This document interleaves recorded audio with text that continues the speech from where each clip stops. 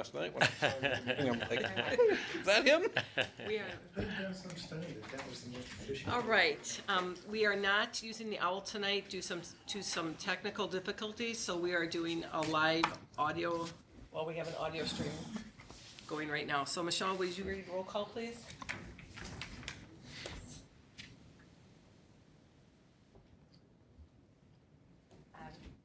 Chair Uhas, Here.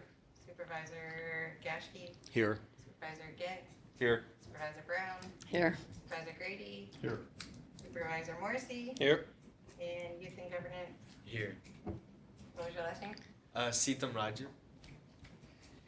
And Supervisor Belsky will be coming, she is running late, and Supervisor Franco is excused. Moving on to citizens' comments. Are there any citizens wishing to speak?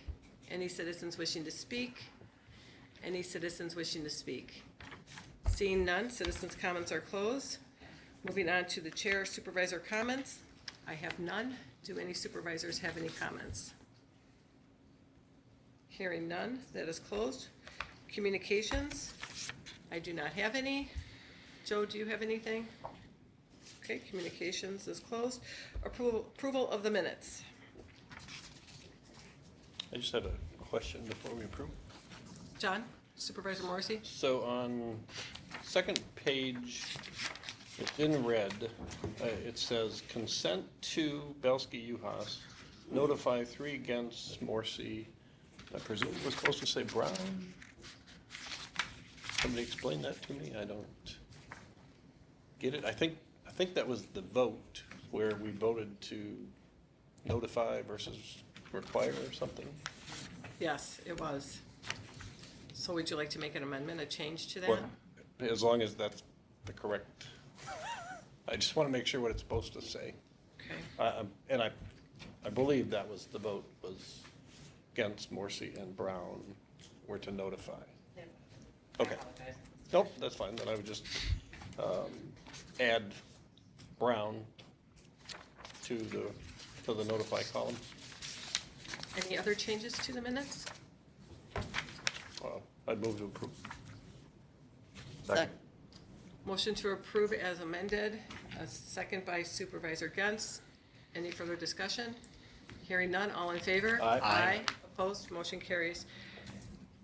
Moving on to amendment of the municipal chapter, Kenosha County, Chapter 2, County Board Rules of Procedure.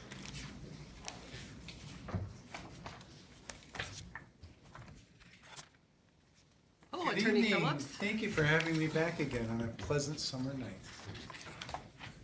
Thank So, you for being here. Yes, I think that actually when I was going through and making the updates, it's a relatively, I hope, small set of issues, depending on what everybody's going to say. I was not looking at Supervisor Morrissey when I made that statement. And so, Madam Chair, I'm willing to start wherever you'd like to start. And so, Let's start at the beginning. Let's just go through okay. the document. You bet. So, the first set of changes that I made are in 2.02. And I think that is just more grammatical than anything. Well, I know it's more grammatical than anything. And at page 3, under section 4, in the definition of session, the committee had concerns about matters coming back if they've already been disposed, because the session, of course, you can't reintroduce something that's already been disposed of during the current session. And so the committee thought there ought to be opportunity with a supermajority vote of the board to bring something back, and so I added language about a 2/3 vote of the members.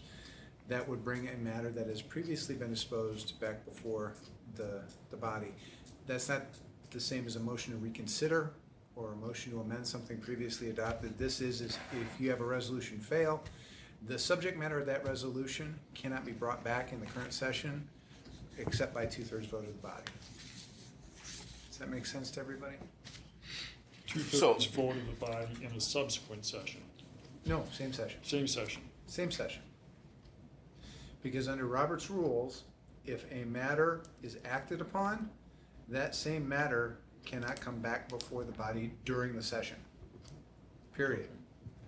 And we made an exception to Robert's rules in this subsection 4 that said, yes, you can act upon it again by a 2/3 vote of the body.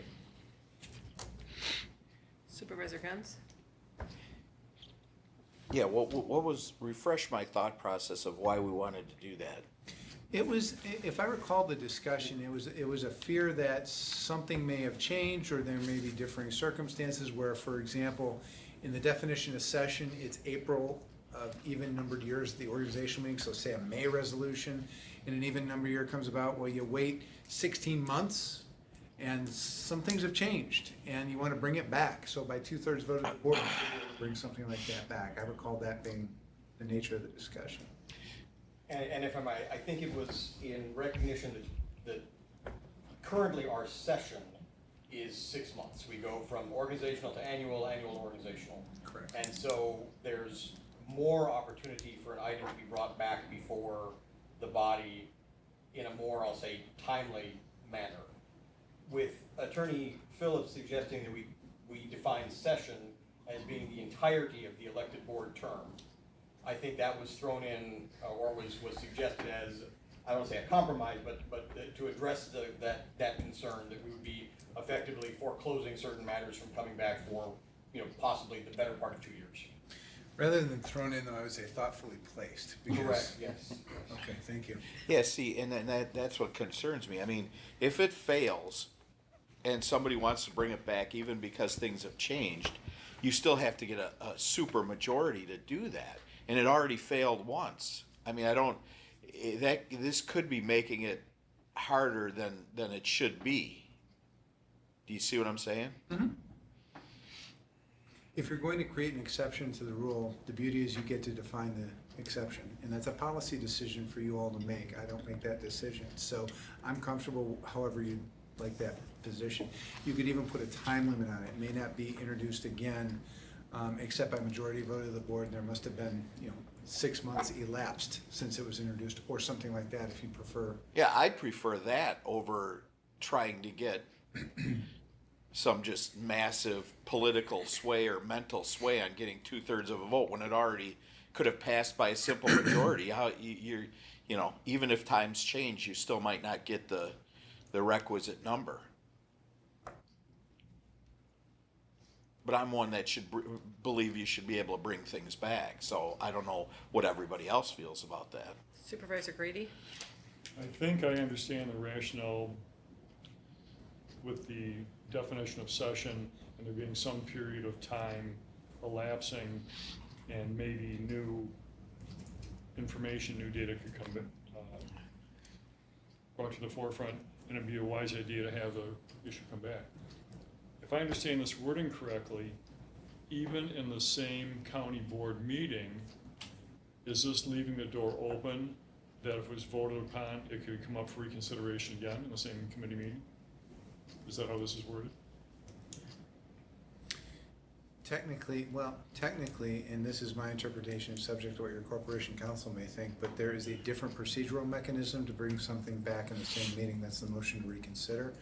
And this does not deal with the same meeting, just the same session. Because I would want that delineated. I guess my position is, if there's some time differential where circumstances change, I understand that, bring it back for a supermajority, let's do it. If it's leaving the door open that during the same session, it can come back for reconsideration by a 2/3 vote, then I would not be in favor of that. I think that should be written into the language of this so we don't have any duplicity. It's only a one-way mechanism. That's my comment. Supervisor Braun? Yeah, where does reconsideration come up in here? It doesn't, It's just because it's of just one of Robert's Robert's rules. rules. Supervisor Kashke? Just practically speaking, at what point in the reintroduction process would that 2/3 vote happen? Would that happen before the chair would refer it to a committee? Just practically speaking, it would when? have to. Yeah. It would have to, yes.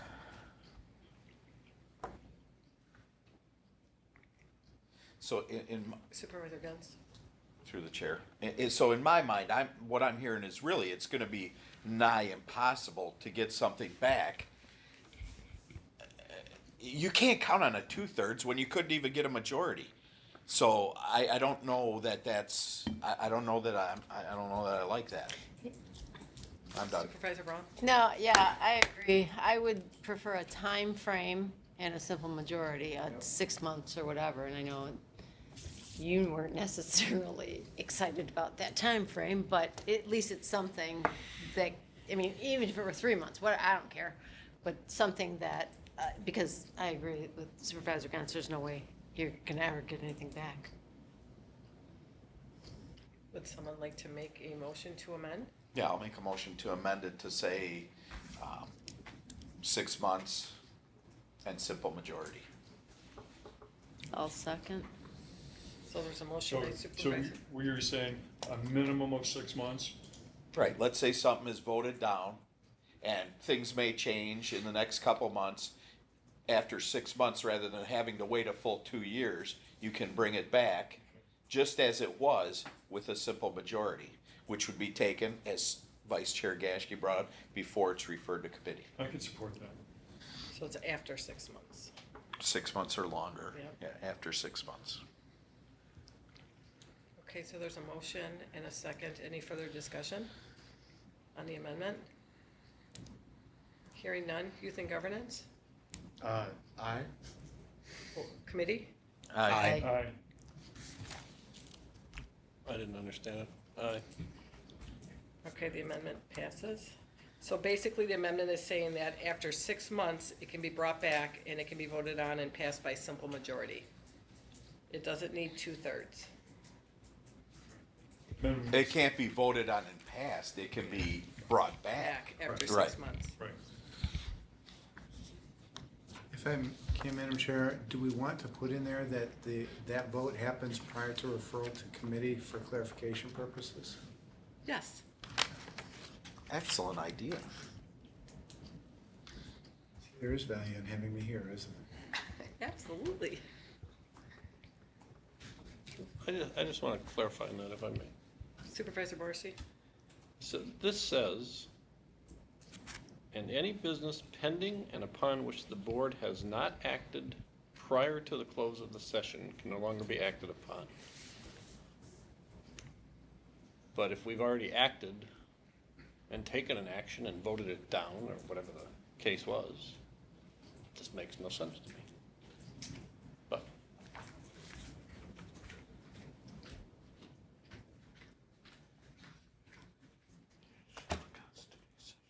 right, it's not pending anymore, it's, action has been taken. Yeah, I think the language doesn't seem like it was fixed from the Sundai, from the, You know, it's mixing two different concepts. Let me clarify the Yeah. language of four, because the first concept is that on the close of a session, that means that all business is done. And what we, and that's, I think that rule is fine, unless the committee doesn't feel that's what it should say. No, I think that's what Right. that's what we do. And what we're saying is during the current session, modify the Roberts rule that says that you can't act on something that's already previously been acted upon. We're gonna modify that to say you can do it if you wait 6 months and you get a vote from the board. So I'll separate item 4 into two different sections. Thank you. That's clear. Supervisor Morrissey? So what is this second section gonna say then? The second section is going to deal with the whole 6-month issue, bringing something that's already previously been acted upon back, or voted Okay, down, back. so this language of has not, board has not acted prior to the close, that's being struck, that's not gonna be in there anymore? No, 'cause- that will be in there. That's what happens on the close of a session. Okay, so that's the whole 2-year thing. And then we're adding a different section that says something that's been acted on can be brought back. Correct.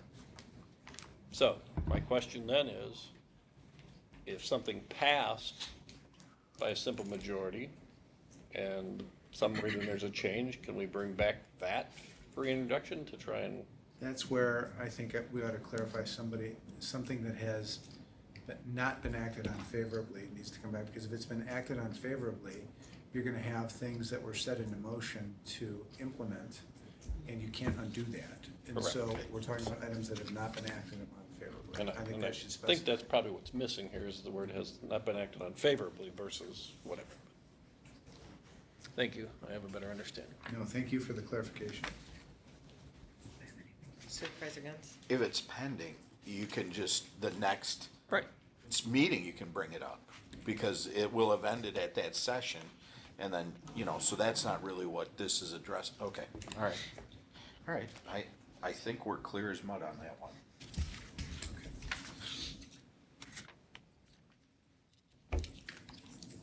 2.03 sub 6, on page 4, is the next one, and that was a healthy discussion about whether an item can quote-unquote die in committee.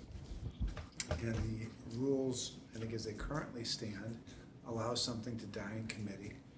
And there was discussion about whether things ought to automatically be referred back to the board after some time period, or even on matters that the committee votes negatively on an issue, that it comes back to the board. And so the language I added, I thought, was what the committee had suggested last meeting in whenever that was, May, that the board can order any matter that has been referred to a committee be returned to the board. So that means that by majority vote of the board, if the board says we want this matter back before the board, it can make that motion and by majority vote order that. If it doesn't automatically come back to the board. No, Supervisor Belsky. how we're structured is that our committees have responsibility and accountability. If something comes to that committee and it's voted not to move forward at the committee, that's where it ends. Unless there is a complete revision to that resolution, it does not go before the board. So no, I don't agree with that statement. It stops at the committee level. That's why we were held accountable. That's what we're held accountable to. That's why we have committees. And I think that's the way it currently operates. Correct. Okay. And that's the way it should remain.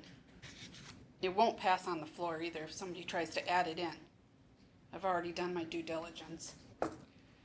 Supervisor Gans. So you're talking about striking this blue section, Yes. okay? Just wanted to be clear. Any other discussion? Supervisor Morrissey. So I will certainly either bring it up here tonight to make a motion to bring everything back to the county board. I absolutely disagree with Supervisor Belsky. How a committee of 3 at the least can kill something, there's 23 elected supervisors, is absurd and beyond me.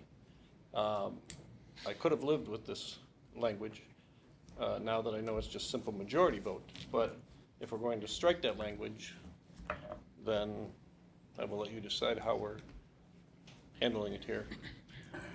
She's already, she hasn't made a motion to strike it, but Right. I will certainly be making a motion then to indicate that everything should come back to the county board that is referred from the county chair, or from the county board chair. Supervisor Grady. Mine's more of a point of information. Why is this brought up specifically at this particular time as opposed to not being brought up in the past? Is there some type of precedent? Is there some type of concern that I'm not aware of why we would change the language? I believe Supervisor Probably. Morrissey and Supervisor Brown wanted this put in there at our last meeting. Because that's the way the city does it. That's the way most democratic bodies do it. This the majority gets to decide, not a simple 3 or 4 people.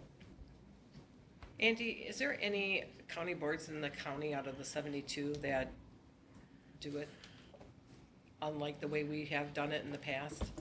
How we currently do it now? I can't think of any off the top of my head, to be honest. Because if you think about, for example, the state legislature, I think most counties pattern after the state legislature in that regard. And again, we're talking about, from a Robert's Rules standpoint, the board can always make a motion to what's called discharge the committee, or force the committee to report something back. So that procedural mechanism is already there to pull it out of committee. And so when we look at 2.03 sub 6, that is a codification of existing Robert's Rules in terms of procedure. It clarifies it because in Robert's Rules, it really does speak to discharging a committee. so the committee would no longer be there. But this is, again, the compromise that we discussed last time, but, and that's a long-winded way of saying, I'm not aware of other counties that force committees to report back to the county board. Because we are an extension of the state legislature. We Well, I don't know, if you look at the model that county governments were created under, it's the legislative model. Yeah. And so that's, I think, historically why it's that way. Okay, Whereas the city of Kenosha has home rule. They're an island among themselves. They do have home rule authority. It's different than the county. Can I ask, Supervisor Brown? so what you're saying is, even with this, even if this wording weren't in there, the policy still exists, that it could be brought back? It's not a policy as much as an Robert's interpretation of rules. Robert's rules, and your corporation counsel may have so I don't wanna overstep here, but he may have a different interpretation, but we have talked about this issue before. It's not perfect, and I think that if you do want something like this, that this type of board role.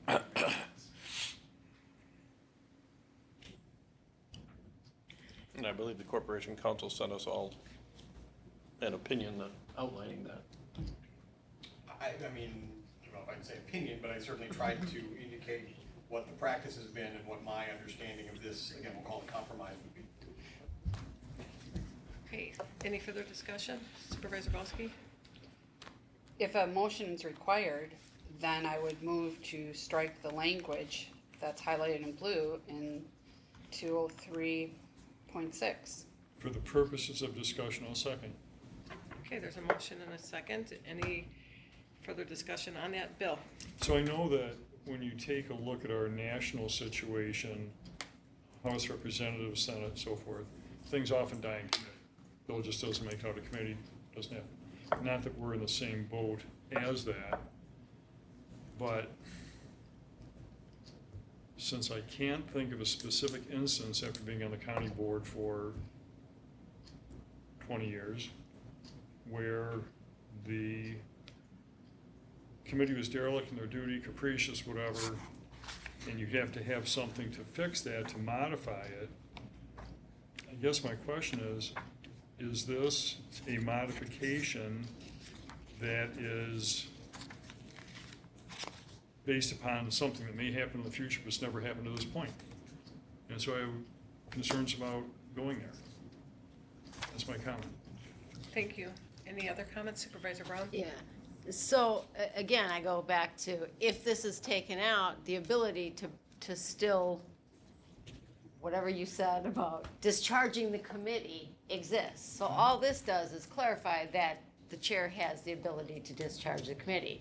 And, Let me clarify, the board does, not the chair. I'm sorry, yes, the Yes. board. Yeah. So I guess, I don't know, if we're trying to make everything else clear, why wouldn't we want that in there to be clear? The right exists regardless of whether or not that's written down. And I think it gives better guidance. Supervisor Gans? What is, just to help your questioning and discussion, what does discharge a committee mean?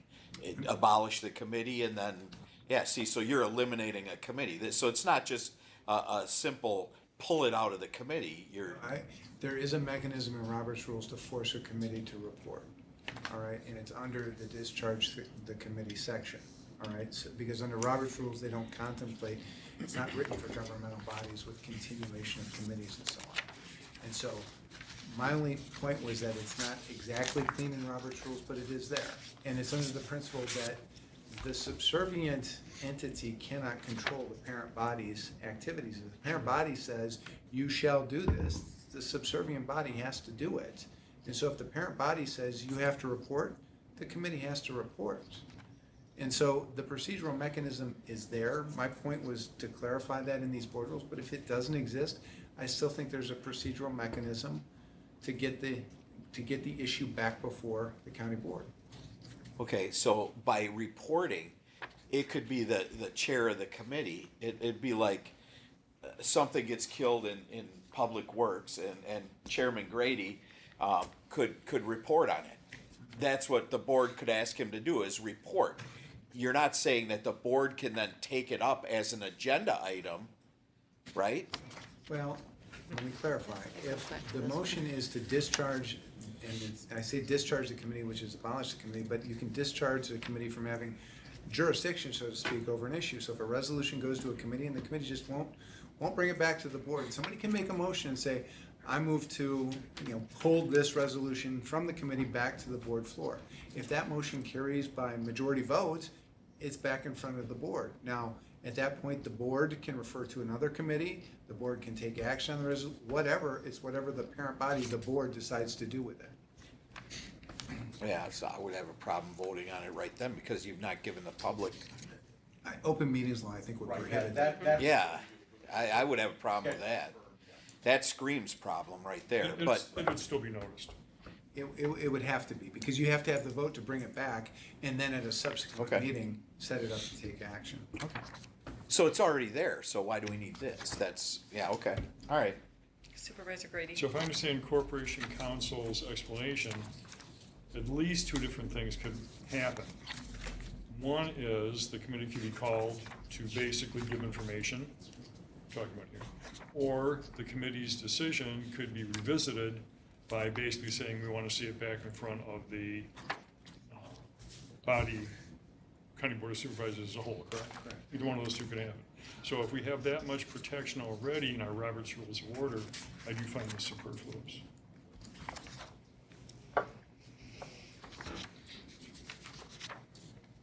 Okay. Any other? Any other questions? Because there's a motion on the table with the amendment. So youth and governance on the amendment? No? We'll do a roll call. Supervisor Balsky? Yes. Supervisor Morrissey? No. Supervisor Grady? Aye. Supervisor Brown? No. Supervisor Gashke? Aye. Supervisor Gentz? Aye. Supervisor Juhas? Aye. Amendment passes.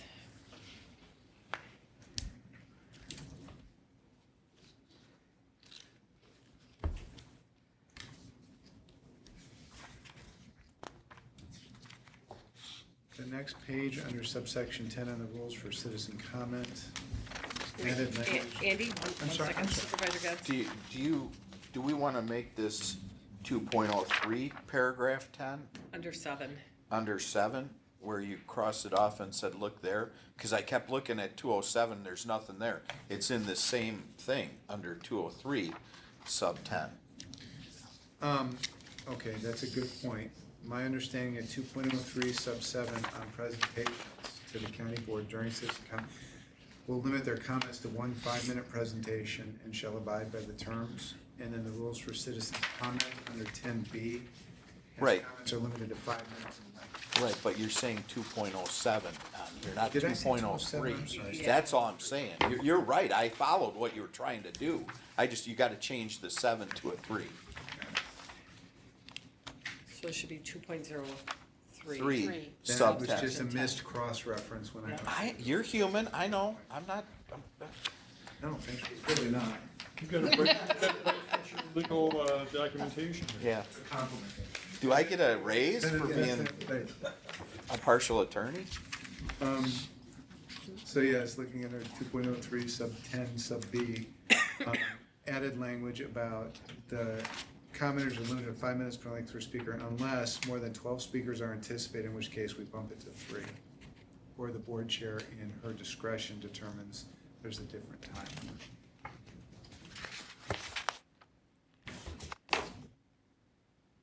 2.03 sub 11. That's dealing with remote attendance at meetings. Remote attendance at meetings is allowed if there's a declared emergency under 323.11 of the statutes. And they're entitled, that person is entitled to full privileges associated with remote attendance. And then it authorizes this committee to adopt rules of procedure related to remote attendance. Again, remote attendance is not allowed if there's not during periods that are not a declared emergency. Supervisor Gentz? What is a declared emergency? Your county executive has the authority to declare a state of emergency, as does the county board under that statute. And so The county executive declares, I forget the exact statute phrase, and maybe Joe, you know, but it's, I think until the county board meets to end the emergency. I think so, but In other words, it's a check and balance with the county executive declared emergency. County board can always stop the emergency. County board can declare a state of emergency, and it can persist for as long as the board says that it should persist. Okay. Any other questions? Supervisor Grady? So let's just go through the checklist. Who can declare get the proper terminology here. Declared emergency, you're saying county exec can. Who else can? County board, The governor? not for local government, no. In other words, if Governor Evers declares a state of emergency for Dane County, it has no impact on Kenosha Can County. the director of health? No. So only those two entities, county executive and county board. Yes, because the reference is to 323.11 of the statutes, exactly. And it's a simple majority of the county board, or is it Correct. 2/3? No, it's simple majority. Simple majority. So, I wouldn't person, count on it. this comes up in, There are specific things that require it to be an emergency. It's not like we can just get together and say it's an emergency because it's sunny outside. No, that's right. And it has to be conditions, I forget exactly, conditions that impact travel, conditions that impact the traveled roadway, you know, things of that nature, if I remember. And it's all delineated in 323.11. It is. Okay. I would like to make a friendly amendment to this, and that is, if this comes up in the county board floor and we're required to vet this, the same question is gonna come up and they say, okay, who's allowed to say, what is a declared emergency? I would move that after declared emergency, you put parentheses and say, first part of parenthesis, county exec / county board, end parentheses, just to delineate exactly who is in the driver's seat for declared emergency. Is there a second to the amendment? I'll second it for discussion purposes. Supervisor Gans? Yeah, I mean, you're creating another redundancy then, though. You know, I mean, I don't have a problem with it, but when you go to 323, that's exactly what it says there. Oh, it says that in 323. Yes, yes. So it's just a matter of you'd have to refer to 323. Exactly. And you'll get exactly what you want. Then if that's the case, I withdraw the motion. If I can have a second withdraw later, support, that's fine. No problem. Are you withdrawing your? Now I'm withdrawn. Thank you. Well, I also feel like that last sentence is just a redundancy, isn't it? It is, and if I could address that, the committee in our discussions last time asked for that redundancy to make it extra clear that if it's not during a declared emergency, you can't attend remotely. And it is a redundancy, though, it is. Well, yeah, all right. So sometimes redundancies are good and sometimes they're bad, right? Sometimes clarifying what we actually have the authority to do is good, and other times it's bad, and it's good to be redundant.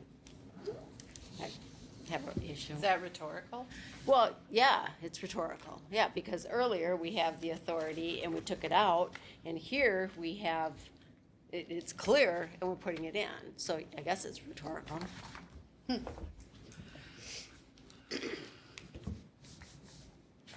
Supervisor Brown, would you like to make a motion to remove it? Yeah, I guess I would make a motion to remove that last sentence.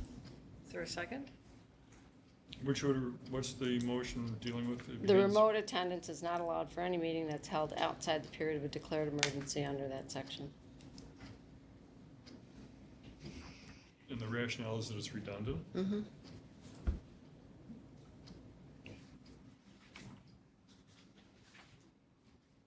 And through the chair, may I ask a question? Yes, You were Supervisor saying it was Grady. included as redundancy by whom, for what purpose, or by what entity? I just think it's redundant because section 11 is the only section of the board rules granting permission to attend a meeting by remote communication. And in that circumstance, you can only do it during a period of declared Right, emergency. but its genesis is inclusive here, inclusion here is due to what mechanism? It's just the board rules. There's no statute or Robert's rules. Robert's rules simply say that you cannot attend a meeting remotely unless there's No, a I'm specific clear on that, bylaw. but I'm provision. saying this last addendum here, remote attendance, the last sentence. Oh, I'm sorry, yes, was that put was, in. that What was the that- genesis? the committee meeting last time we met. The Okay. discussion was to make it clear that remote attendance is not allowed except in that specific circumstance. That's why. That's my question, thank you. Okay, so there's a motion on the floor, but there's not a second. Hearing none, the motion dies due to the lack of a second. Andy? Section 2.052, I added language at the end of that as it relates to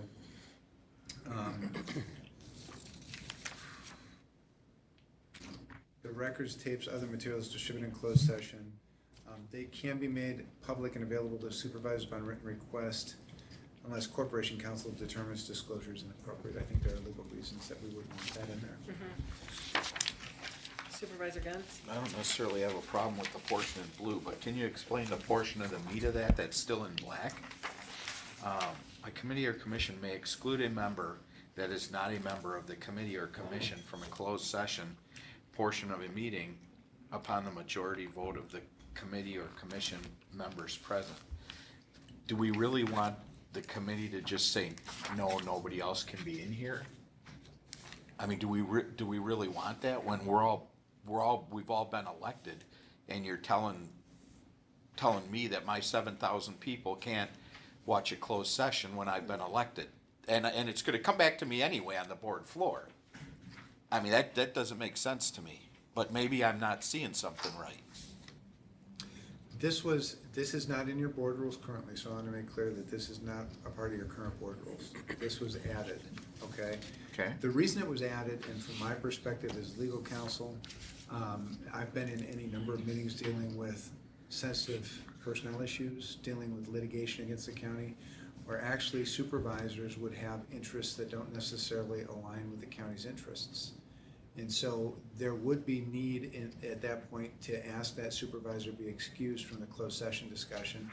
And there have been occasions where, without a rule like this on the book, people have been present and said, I'm not talking about this with this particular person in the room because of the relationships that exist in the community and so on. And so I think it's a valuable rule to have on the books for that reason. It ought to be used very sparingly. And I think that whatever protections you put in place, if it be by majority vote of the committee, whatever, those protections are designed so that we don't have just wholesale excusing supervisors from those closed sessions. But that's what you're doing with this wording. You're not picking and choosing one person, and I mean that's what's confusing me. So let me give you a hypothetical. Okay, I'm a sheriff's deputy, and I have a dispute coming before a committee, and my sister is a county board supervisor, and the committee doesn't feel comfortable having her in there, okay? You're saying we could vote to have her not present, but then that wouldn't affect other supervisors being in there. How is that fair? I mean, I see what you're saying, and I agree with it, but I don't know that this is worded right to me.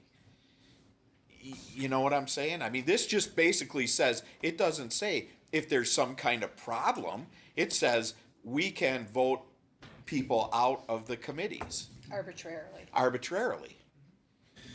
And the difficulty that you have with trying to identify a conflict of interest or define some kind of problem is, how do you define the problem or conflict of interest? Because a familial relationship might lead the committee to think we don't want to have the supervisor here in this circumstance, but a familial relationship might not be a problem in another circumstance. And so that's the challenge with this rule. I don't disagree. That's the challenge. And it may lead to arbitrary action on the part of the committee. I would like to think that everybody operates in good faith. I would like to think that if we have that problem, that the county board is going to take action to eliminate that problem. But again, I've been accused of living in utopia, so I get it. But yeah. Yeah, I mean, that's the part that if you do it to one, how can you not do it to another? I could vote to have certain people left. That could be, I mean, I could have a problem with that person's, I mean, and I don't know that this would happen, but I just don't get along with that person, and I don't like their political views or something, and I don't want them in that meeting, so I have a vote. I mean, I just don't know where, and I'm not saying what you're trying to do is not right. I'm just saying this is not really, doesn't tell me what you want. It tells me what I don't want to happen. So I don't know if that makes sense or anything, but I don't know. if you wanted something, and I don't disagree with what you're saying, what if it was something upon recommendation of the chair who shall state the reasons for seeking recusal? Because then at least it's a public statement as to why that is before the committee, and then everybody understands, here's the majority vote we're taking. And that makes sense to me. That way you're not targeting somebody for just not an unknown reason and then leaving somebody else in. And I just, this, to me, could create a problem. But what you said doesn't, because, you know, then you're, all right, everybody should be able to see that this is a problem and we want that problem removed. I get that. So, I mean, that would be a great idea, but that's really not what this says.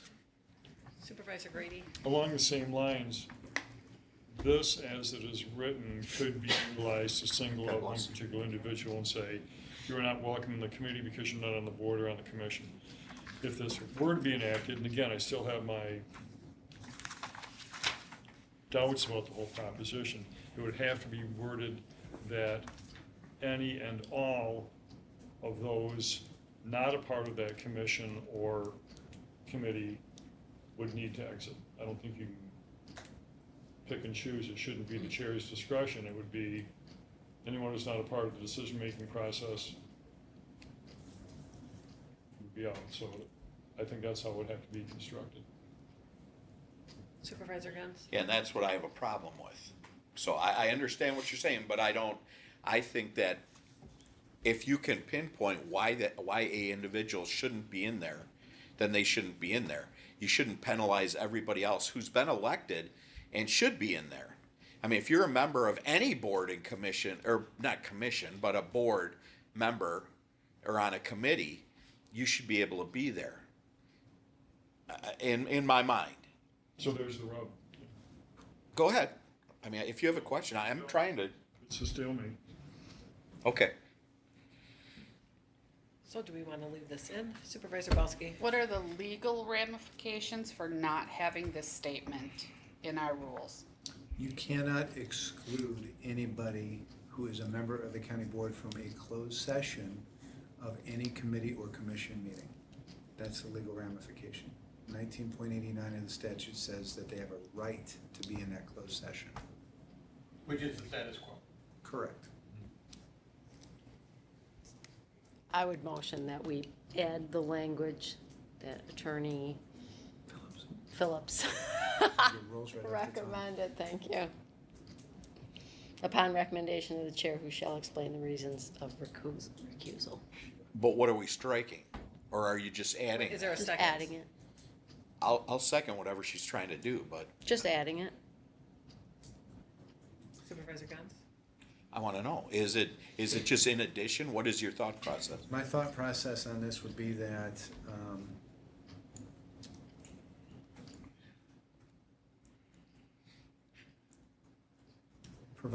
where third line down where it says provided, however, that a committee or commission may exclude a board member that is not a member of the committee or commission from a closed session portion of a meeting upon recommendation of the chair. Is that committee chair? Yes. Committee chair. Who shall state the reasons for the recommendation.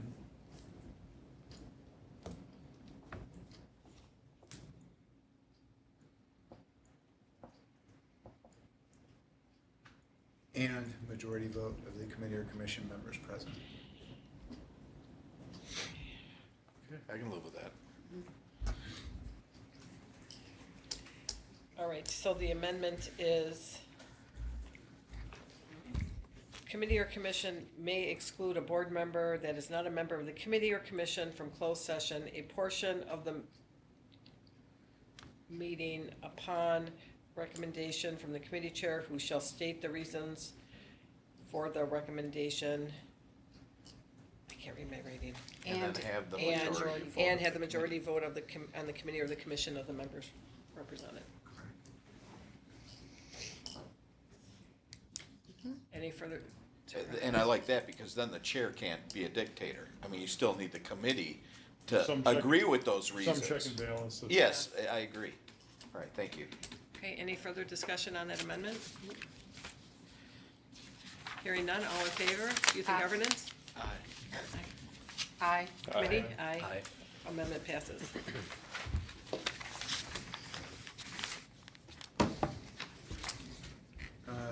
Page 7, the addition of as determined by Corporation Council is similar to the addition in the previous section, 2.05 sub 2. 2.06 sub 1 gets to the question about what gets on the agenda. And it deals with the question about matters that are pulled back from a committee. Any matter the county board is ordered to be returned from a committee to the county board. And so the question becomes whether we need that there if we struck 2.03 sub 6, the last sentence. And my indication is no, we don't need it because there is no mechanism in the board rules for that to happen. No. Correct. Motion to strike 2.06. Is there a second? Second. Motion by Supervisor Grady, second by Supervisor Belsky. Any further discussion on the striking of the verbiage? Hearing none, Youth and Governance? Aye. Committee? Aye. Aye. No. No. Supervisor Morrissey, Supervisor Brown are no. Next item? 2.06 sub 5, which is on page 8, we had the concept of consent calendar or consent agenda. The committee removed that concept. So that was stricken, and it does not exist in the current board rules. You can always, and I think the rationale was that you can always ask that items be taken up in a group.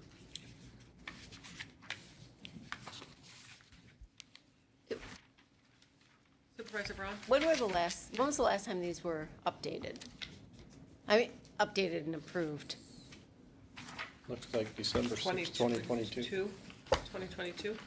So I would say the last significant review was probably in 17 or 18, and when I say significant, I mean trying to look at them sort of holistically. There has been some tweaking since then with a provision here, a provision there, but it's been several years since they've been looked at holistically. Thank you. First couple of years that I was the corporate counsel, my intention was to do it every couple of years, and reality quickly disabused me of that notion, so. Okay, Attorney Phillips. Page 13 now. 2.10, voting under subsection 4. I did correct the misnumbering, so under subsection 4, that is an extension of the previous items that were changed just to say corporation counsel has to weigh in on what matters are no longer considered confidential. And then we get down to subsection, well, it says section 8, that was deleted, but that was deleted because I don't think the board rules need a definition of what a majority vote is or what a 2/3 vote is. It frankly confuses items, and the reason I say that is that there are Wisconsin statutes that specify when it is simple 2/3 or if it's 2/3 of members elect, and so we don't want to have conflict or confusion.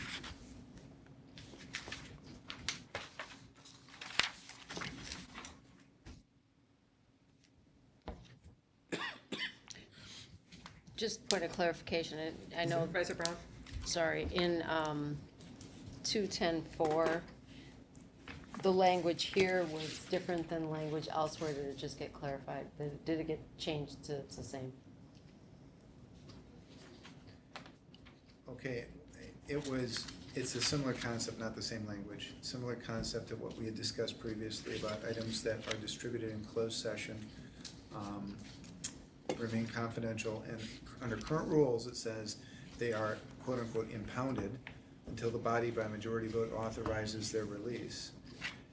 And so here we've just made it consistent with the prior section saying that Okay. they can be distributed to anyone.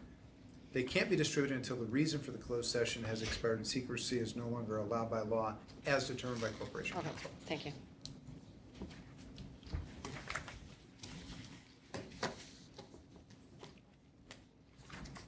The next change I have is in section 2.12 sub 6 on the top of page 16.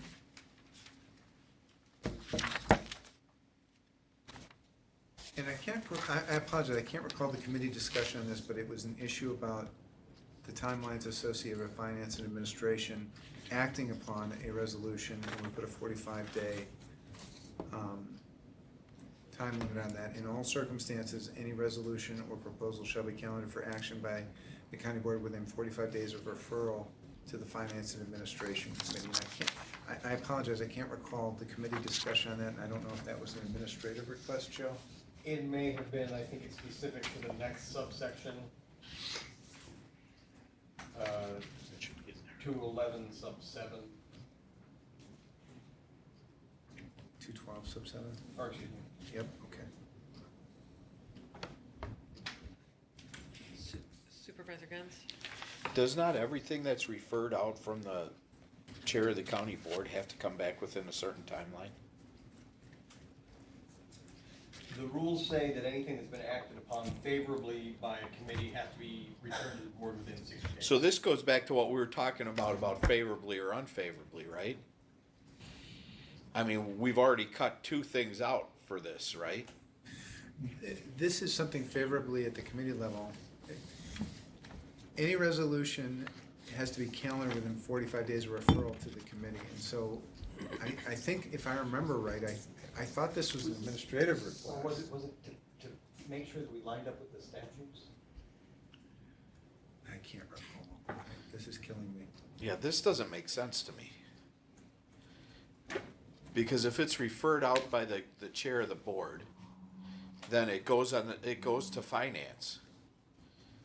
And finance has to have it on an agenda. So using me as an example as a finance chair, I would just sit on it, not put it on an agenda.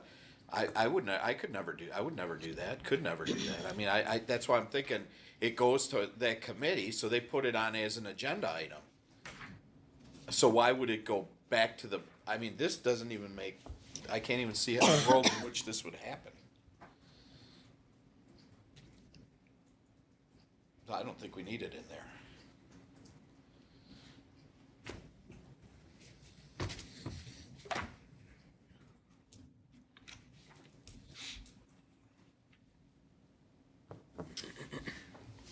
Laura, Supervisor Balsky? Could it be, because there are circumstances where in April, at the end of April, we have a board meeting, the resolution gets referred to finance, but then for whatever reason, the meeting is not called, and then it reverts to the following month, so it would be close to 45 days where we wouldn't have a meeting. Is it just saying that it has to be addressed within 45 days? Well, it's saying if it isn't, then it just comes back to the board as if it never was referred to the finance committee, which defeats the whole purpose of referring it to the finance committee. But say we had a chair and vice chair that didn't want it to come to the finance committee. They wanted to let it sit. This is saying that for no reason, in all circumstances, if something is referred from the county board to a committee, it has to be addressed within 45 days. That's all it's saying to me. It does not recommend.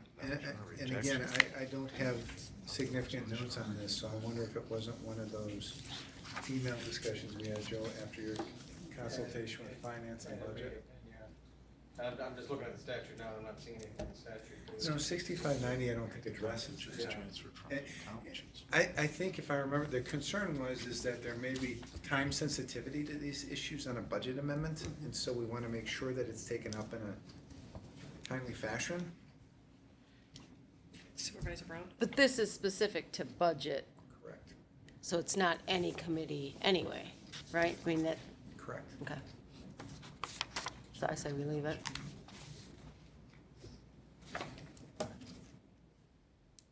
Any further discussion? I don't understand it. I think it's fine. I just don't understand it, that's all. I don't understand it. How would this happen? Well, I can think of a budget amendment proposal being introduced, and then the board chair referring to finance administration, and finance administration saying, we'll take it up in 2 months. And I think that finance budget department would say, no, we need action on this within, a month and a Well, half. then the chair would remove that finance chair. Oh, well, but this But is not saying, always. yeah, Okay. yeah. All right. I think Look this what we had a few years ago. Well, Now I'm on page 20. don't see that happening, but okay, whatever. Okay, And I will find out why, I'll look back through my emails to find out why that change came about. I'm on page 20, under sub 4, sub B, under committee operations. It clarified about how standing committees and county board shall ordinarily convene no earlier than 6 p.m. Standing committee meetings may occasionally require alternate meeting dates and/or times. In those rare situations, the committee will notify the board chair, and the county board chair must consent to the alternate meeting date and/or time prior to noticing the occurrence. That was my understanding of what this committee authorized last meeting. Supervisor Belsky. must consent? I don't like the word must, because the county board chair doesn't have to consent. They can say, no, I don't like that time, doesn't work, or that date. I see what you're saying, okay. So it could say, and the county board chair and the committee chair must obtain approval from the county board Yeah. chair. Yeah, I see what you're saying on the verbiage. Agree with that.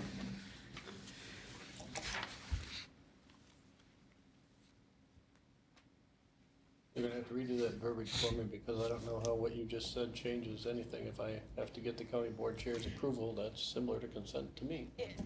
Well, I think it's just an English language thing, because you could read this as saying the county board chair has no discretion other than to consent.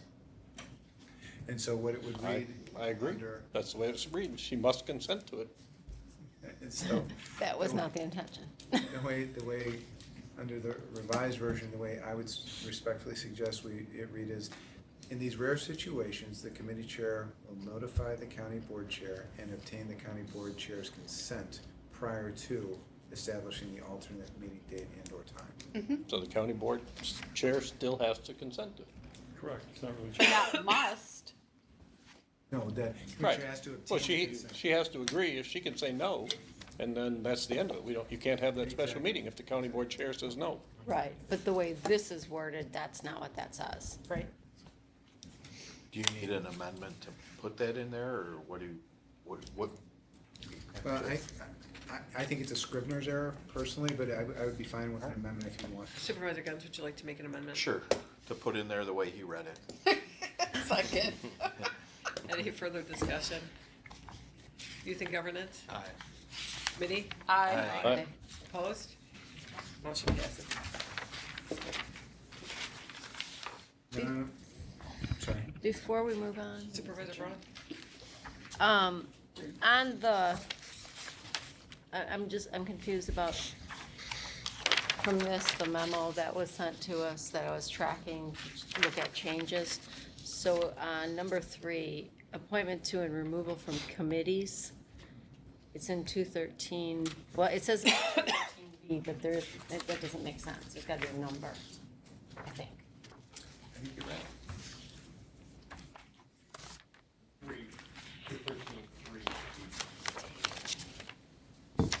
What are we talking about now? 213-3B. Top of page 20. Correct. So, okay, so then I guess I have a question, what this means compared to how it's written. That, the rules allow the board chair to refuse to appoint a supervisor to any committee if the county board confirms the board chair's refusal to appoint. Correct. Say that in English. Yeah, no, I'm a lawyer, I can't. We lose the ability to speak English, it's part of the. The rule I've actually noticed. reads better than my memo, how about that? Oh. So, every supervisor is entitled to at least one committee seat unless the board chair says, no, I'm not appointing you to a committee, and the board confirms that determination. In other words, it's not the county board chair's sole discretion. That discretion has to be supported by a majority of the county board. And it's a simple majority. Correct. Okay. Okay. Thank you. Any further questions on the memo? Andy? I'm starring that part of the memo as a bad. So just a point of information here. Supervisor Grady? Unless otherwise stated, confirmed by the county board is said to mean simple majority. Is that correct? Do we have that anywhere in this document or any other documents for someone who would look at this and want to draw a different conclusion, could be made aware of our intent, our understanding right tonight? Is there any documentation to back that up? We understand it, yes. If I may? Yes. It's not, if it would clarify, we can certainly provide in the rules and provide such determination is supported by a majority vote of the county board. I would think that'd be appropriate, and I'd offer that as an amendment. Is there a second to Mr. Gr-? Second.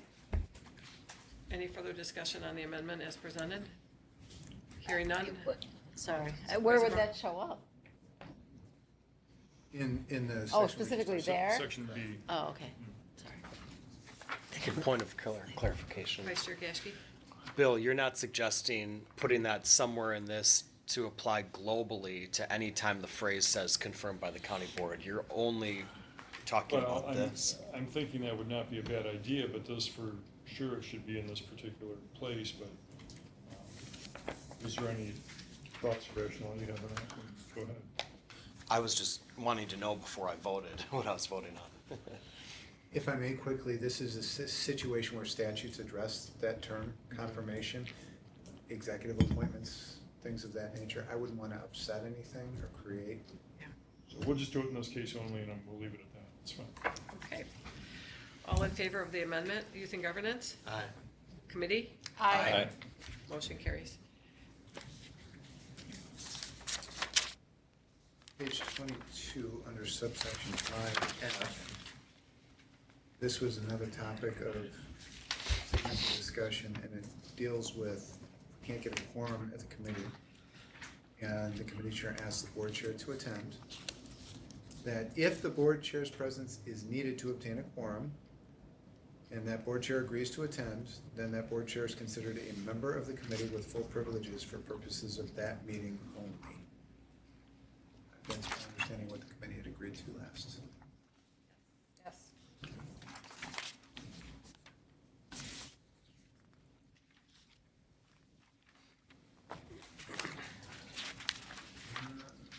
That is it for the substantive changes.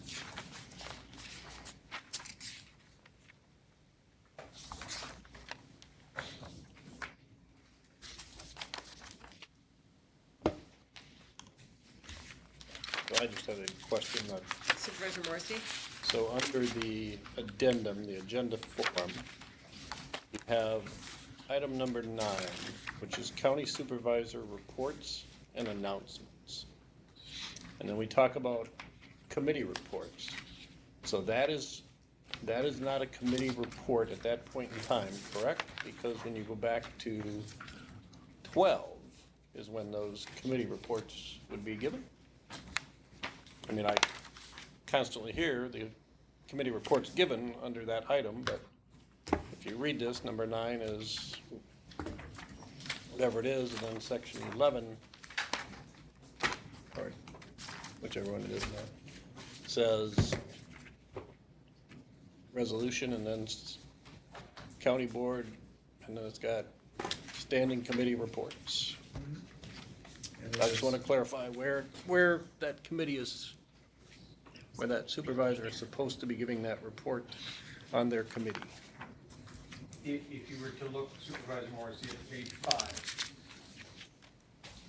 the 1.03 sub 8, it defines supervisory report.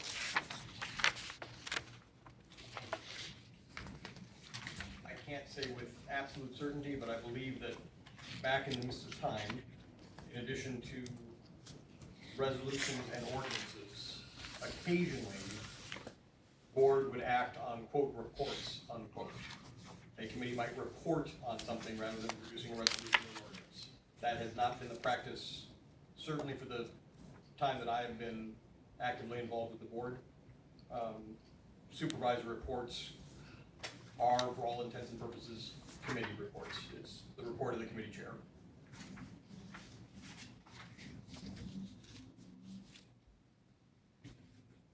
Having said that, if there's something you want to change in terms of phraseology, I don't necessarily object to it. So number 11, then 11C would not be appropriate, I guess.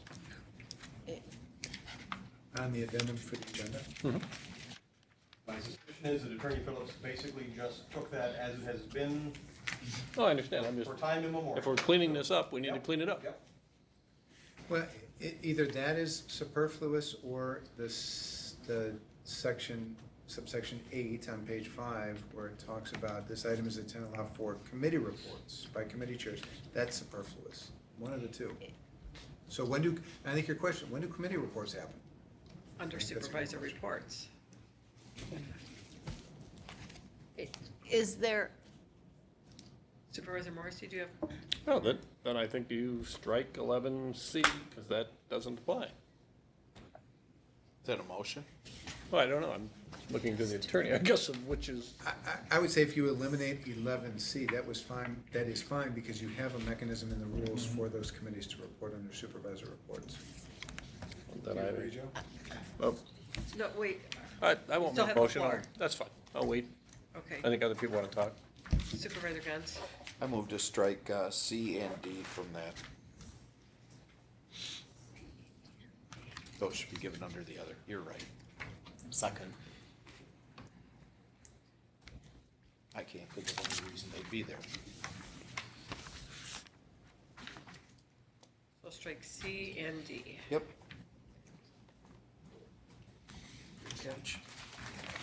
Any further discussion? we have a second? Yes, Supervisor Gash. Dan. Vice Oh. Chair Gash. Oh, I'm sorry. Then, yes, I would, I have a question then. If we're striking C and D. I guess.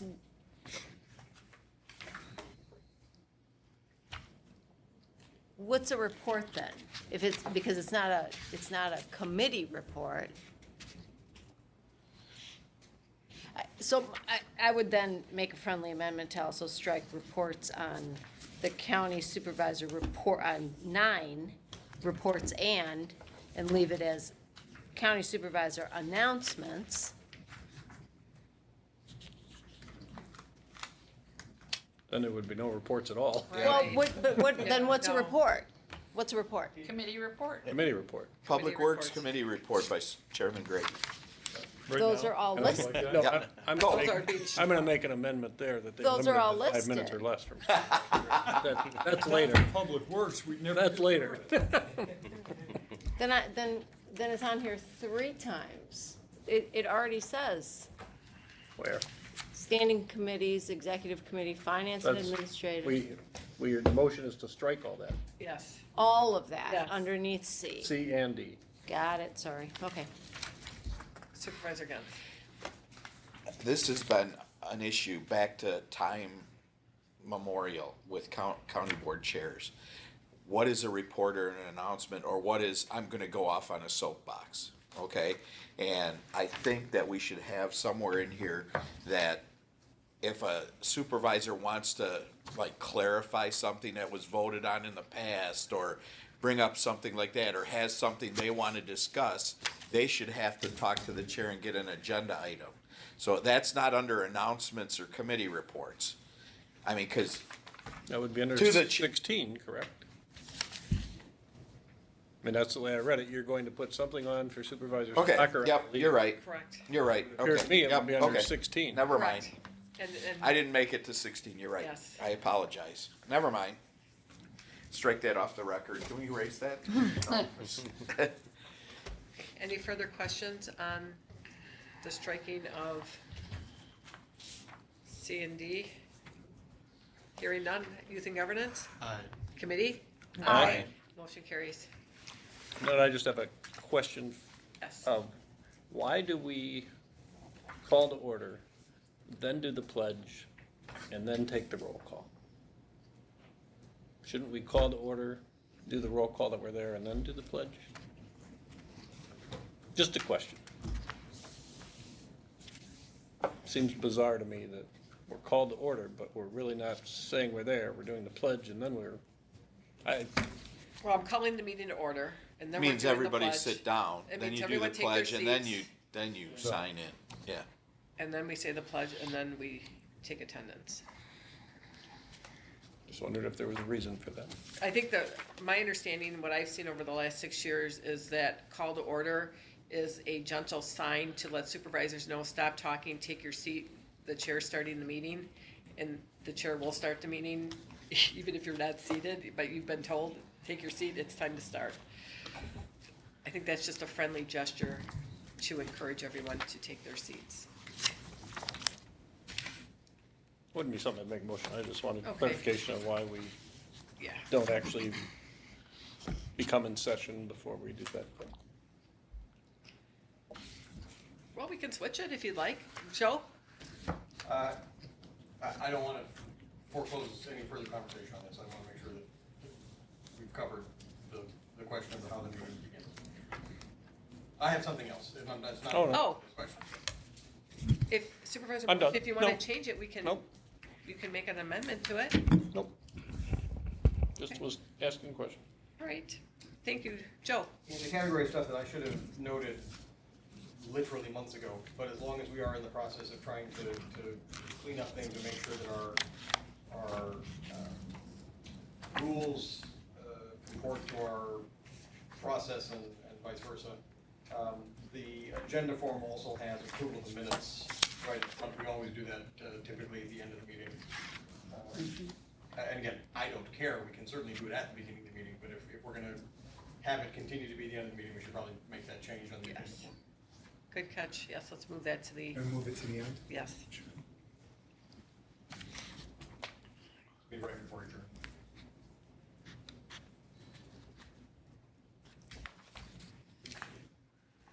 Any other housekeeping, Joe? Nope. So, Vice Chair Gashke? Along those lines, why on the committee level do we approve the minutes right at the beginning of the meeting, but then on the county board floor, we do it at the end of the meeting?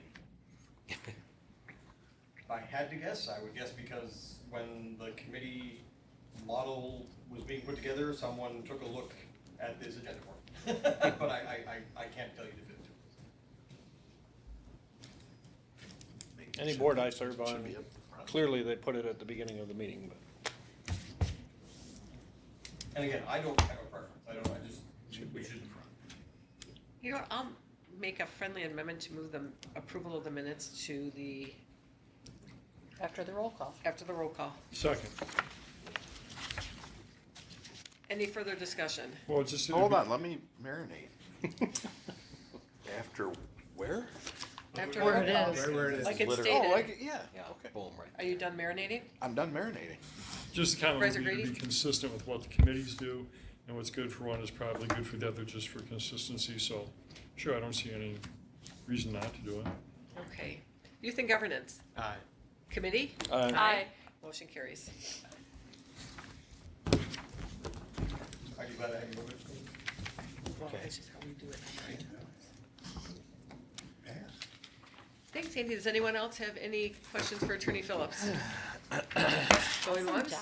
Going twice? Okay, Andy, thank you. Do we need Madam Chair, do we need a motion to approve this per the agenda item as amended as a whole? Well, I was going to ask Andy, when do you think we would get a revised copy of this back? When do you need it? I mean, because I. We're I under can no turn- time frame. I can turn this around this week, I mean, if you need it. So, I mean, if we say by next week, I can get it to your corporation counsel to make sure it's consistent with his notes, and then I assume, did I hear this is going to another committee? It's going to Mercy? legislative, yes. So, it goes to the other committee and we can talk about what additional steps are needed, so. Is there more cost to do it faster? So let me ask the committee, He's an attorney, don't ask him that. as a committee, would you be comfortable with having corporation counsel send us the revised copy, or, and then just saying, okay, it looks good? Or do you wanna meet in August to review the changes before we send it to legislative? What would the committee like to do? I don't know why you wouldn't approve it as amended tonight and hope that he writes it correctly. But I don't like the second option of it, just us reading it and saying, okay. I think we have to meet as a group if we're not gonna approve it tonight. Okay. Yeah, let's meet as a Supervisor group. I like that we meet as a group, we look at the revised, we come to the meeting, and hopefully we just have a motion and we're done in 10 minutes. That's not what he said, though. Well, someone would like a motion, to make a motion? I'd like to make a motion that we review the revised document rules in August, at an August meeting. Is there a second? I'll second. Okay, there's a second discussion? Supervisor I Gans? don't think we should have another executive committee meeting for 10 minutes. How do we approve it then? Well, we can have it before a county board meeting or something when we're all there. I mean, we all have to come out again on a night to have this meeting for 5 or 10 minutes when I trust that he's getting the big bucks. He should write what we But I said. didn't say it had to be Okay, all right. on this night. Okay, so. all right. Well, maybe Supervisor Morrissey would be generous with his legislative committee and let us have maybe 15 minutes of his committee time. To approve it. Sure, I won't have a agenda item because I won't be able to act on it anyway. Because it won't be referred to us as a document Until yet, we so. take a vote. But I agree with Supervisor Gentz, there's no reason we can't meet 10 minutes before the, Board meeting. any other meeting, right? I mean, Are you get to set the meeting whenever. So I'm gonna make a motion that the executive committee meet before the next board meeting to review and approve the revised, rules. Well, that would be August 6th. And that would be Human Services. So maybe the second. The I second would meeting, Prefer the second meeting. okay. Okay. And that's legislative. That would be legislative. Is there a second? Second. Okay, all in favor, Youth and Governance? Aye. Committee? Aye. All right, so then we'll meet on the third Tuesday in August, at 7:15. Yep. Sure.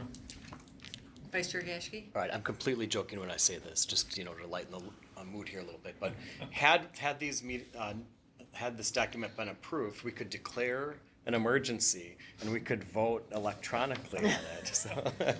It has to be a substantial Yeah, according to the I- Again, statute. I'm joking, I'm joking. Look at the roads outside. Buckling from the heat. If it's okay with you, how would you like it presented to make sure that the changes, you want me to accept all changes in this document and then redline based on our Yeah. discussion? Yes, please. Yeah, Yes. And I always prefer a clean copy if possible as well, because I'd rather reread it in its entirety versus the red line, but that's just me. Did you see the red line of compare the old rules? I don't think you were on the board at that time. This was previous section. I saw them, yes. It was ugly. Yes.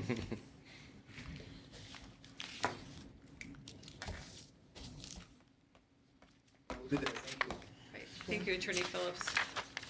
Do you want to take a If I- 5-minute break? If I may, once Attorney Phillips gets me that draft, I certainly can circulate it again prior to the meeting as I've been doing. I don't know that I would think it would be necessary for Attorney Phillips to come back for that meeting on the 20th unless people feel strongly after they've seen the draft that he's, mucked it up beyond all recognition. That seems- I don't think he has to be there. no. No. Feel that he Because if just he mucked took it up money right out of your for- pocket. I know, seriously. Very All good. right, thank Thank you. you. Thank you. I think that was your BMW I hit. And then changes, next one, I don't see any red line. Okay. Ready. All right, Attorney Hall, come on up. I wanted to talk to you about that. I'll give you a call. Are there any red lines? It was in the email. It was in the email. Hello, Attorney Hall. Hi, how are you? I'm well, thank you for coming. This is to amendment of Municipal Code Kenosha County, chapters 19 and 20 of the Kenosha County Ethics Policy. Attorney Hall, it's all yours. Good evening. So what I think you have in front of you is the most up-to-date draft. At our last meeting, I can go through the things that we changed. A lot of what we changed after the last meeting were Scrivener errors, typos. There were some substantive changes that I'll touch on. But my hope and goal today is to continue any further discussion on it and then kind of hopefully pivot to turn to talk about how we get this across the finish line. In terms of changes that we covered last meeting that were substantive, the first and most obvious is we moved the definition section up to the start of the ordinance, which is consistent with what we had to begin with. The other significant change that we had discussion on, let me just get to it, related to the process to use when the corporation counsel is the subject of a ethics complaint, and so that is beginning at around line 400. And what we discussed, and what my notes say that there was consensus or agreement on, was that if the corporation counsel is the subject of an ethics complaint, that complaint gets forwarded to the county executive to refer to outside counsel, but we added a provision to ensure that the county board chair would be notified before that occurred, so that the legislative branch would effectively be in the loop on it. We also added the provision that essentially the referral to outside counsel, both when the corp counsel does it and when the county executive does it, occurs within 30 days, and if it's not going to be accomplished within 30 days, that it goes back to the complainant with an explanation of why that hasn't occurred. Again, using that as kind of a check on this. With that, the rest of the changes were, really word choice, cleaning up Scrivener's errors. I feel I should at least disclose that, we have discussed, and I think there was even a vote on amending the dollar amount, the dollar threshold for annual gifts. My memory is Supervisor Morrissey had proposed that this policy is at 200, or I'm sorry, this draft ordinance is at 200, Supervisor Morrissey proposed 20, and the amendment failed. What I would propose going forward, what my recommendation would be, is that we build as much consensus as possible on a document, on a proposed ordinance today, and that to the extent supervisors in this committee, supervisors in the legislative committee, and even supervisors part of the larger county board have proposed changes, I'd like to accomplish that through actually drafting amendments. So rather than constantly going back and modifying this proposed ordinance with what a supervisor requests that may or may not garner a majority and may or may not even come close, my preference would be that we build a consensus around a draft that at least provides us a solid framework. And to the extent that any supervisor wants to modify that or wants to change it, I'm more than happy to draft an amendment for that supervisor to attempt to accomplish that. But I think that's going to be a better use of time rather than constantly redlining this and potentially not getting anywhere. So obviously this is your process. You tell me how you'd like to proceed, but that would be my recommendation going forward, to try to move this forward to ultimately a vote. Let's start with Supervisor Morrissey. Well, I'm going to wait to make those amendments. At the legislative committee, I already had the vote from this committee, so on the dollar amount. And if it fails there, I'll make them on the floor. And I think I was sent a amendment or a form. On 349, just a space is needed between renumbered and from. Oh, And I think those are all the dollar amount ones. On 457 through 460. Just a little concerned of how that's written, and maybe it hasn't changed, but nothing contained in here should be construed as prohibiting an elected county official or county employee from voluntarily endorsing or contributing to a candidate, which is absolutely fine, or working on a candidate's behalf outside of county facilities or on their own personal time. So, if I'm not in a county facility, even though I'm working, I can do whatever. that or should be an and, I think. That would certainly be the intent as Right. I had drafted it.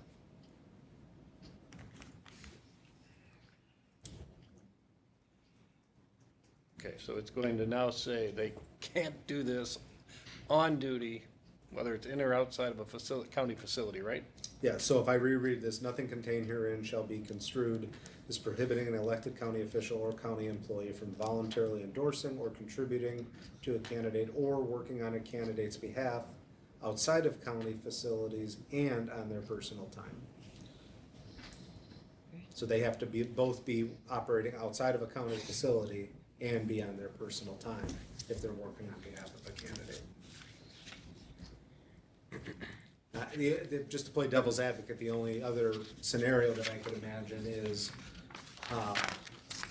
and this may be a stretch, but this does allow, let's say that a elected official, and not even a county elected official, let's say a state legislator, rented a county park that's open to the public, they got a permit, they're at a county park for purposes of a fundraiser.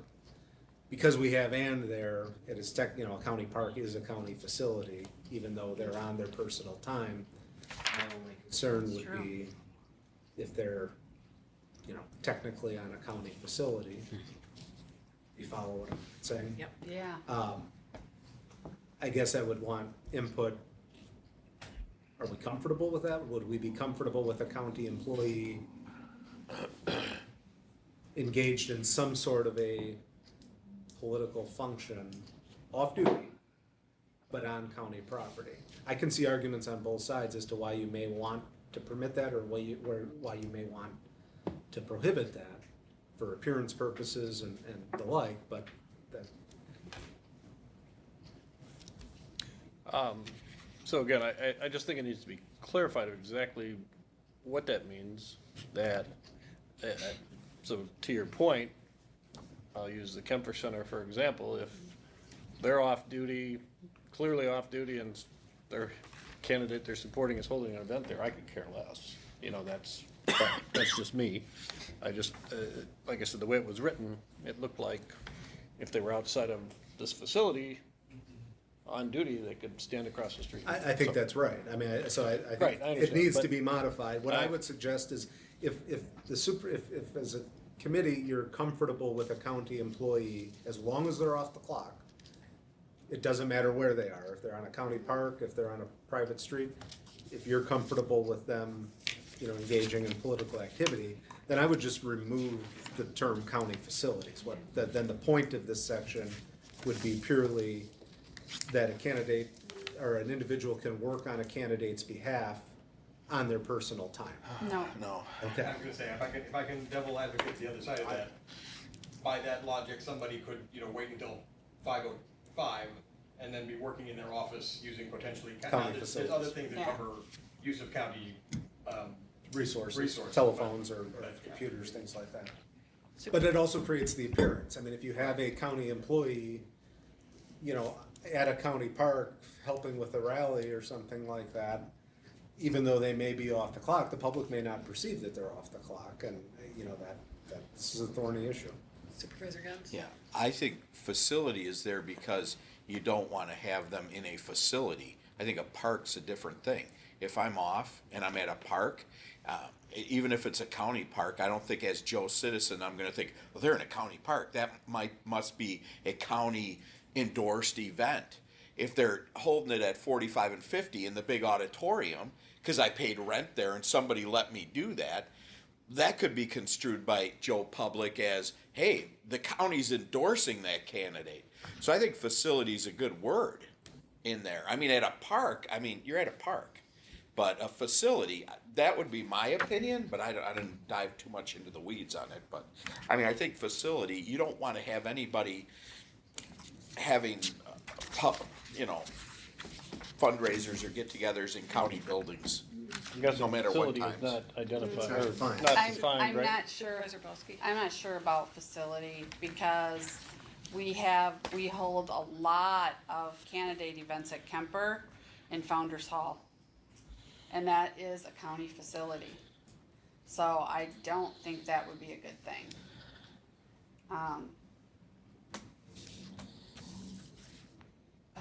That's a hard one. But it's also a park. But it's a park, but it is a county building, it's a Mm-hmm. facility. And they do hold a lot of, Oh, I agree. candidate stuff, I mean, we've been to them. But I look at a county facility as like this building, an administration building. That is a park and you have weddings there. I mean, if we let a public figure, or you know, somebody who's running for election have a wedding reception there, are we endorsing that candidate? No. But the intent is, when you say facility, a county facility. Can, So, can I Yep. jump in? Yeah. The luxury we have is county facilities is an undefined term.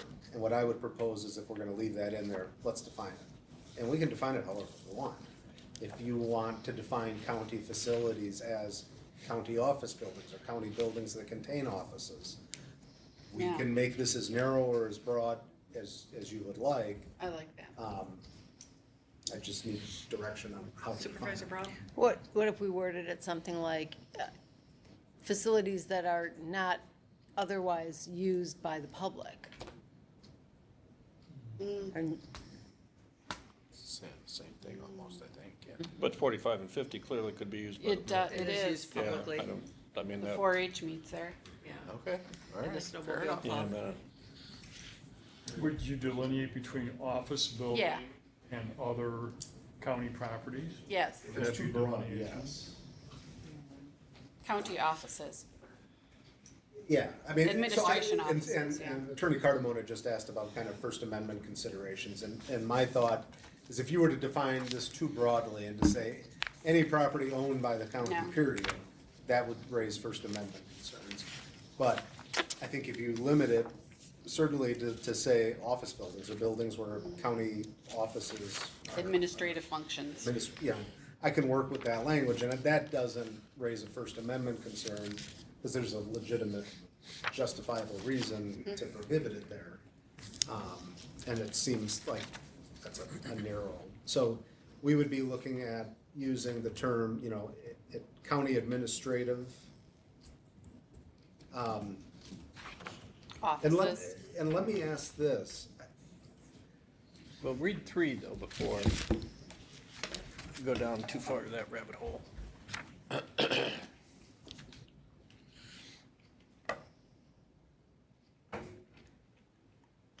We're identifying county property there. yeah,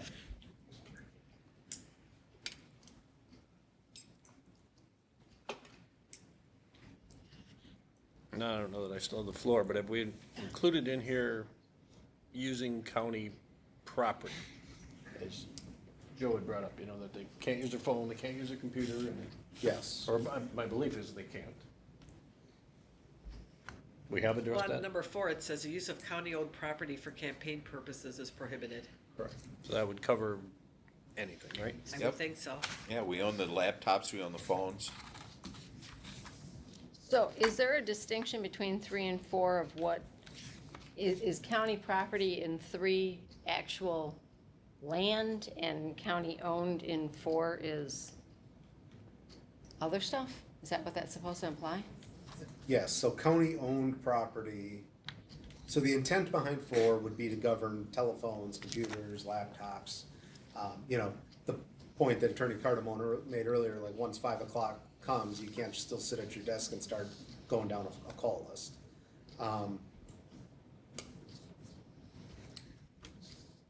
The thing I'm hung up on is the term county facilities in subsection 1 and county property in subsection 3. And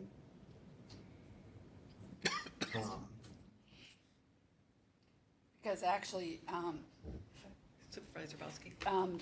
because Kemper Center is county property, and we do hold election voting there.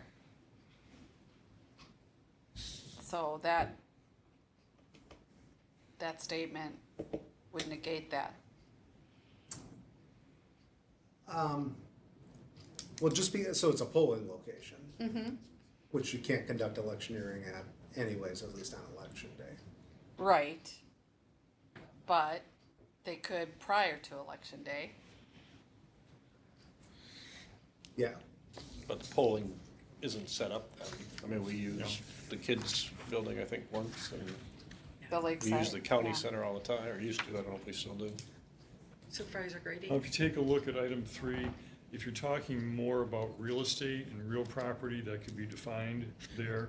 And 4, if you're talking more about computers and phones, that could be designated as equipment, phones, office, machinery and such. We could, I think, add language to make those more amenable to our town.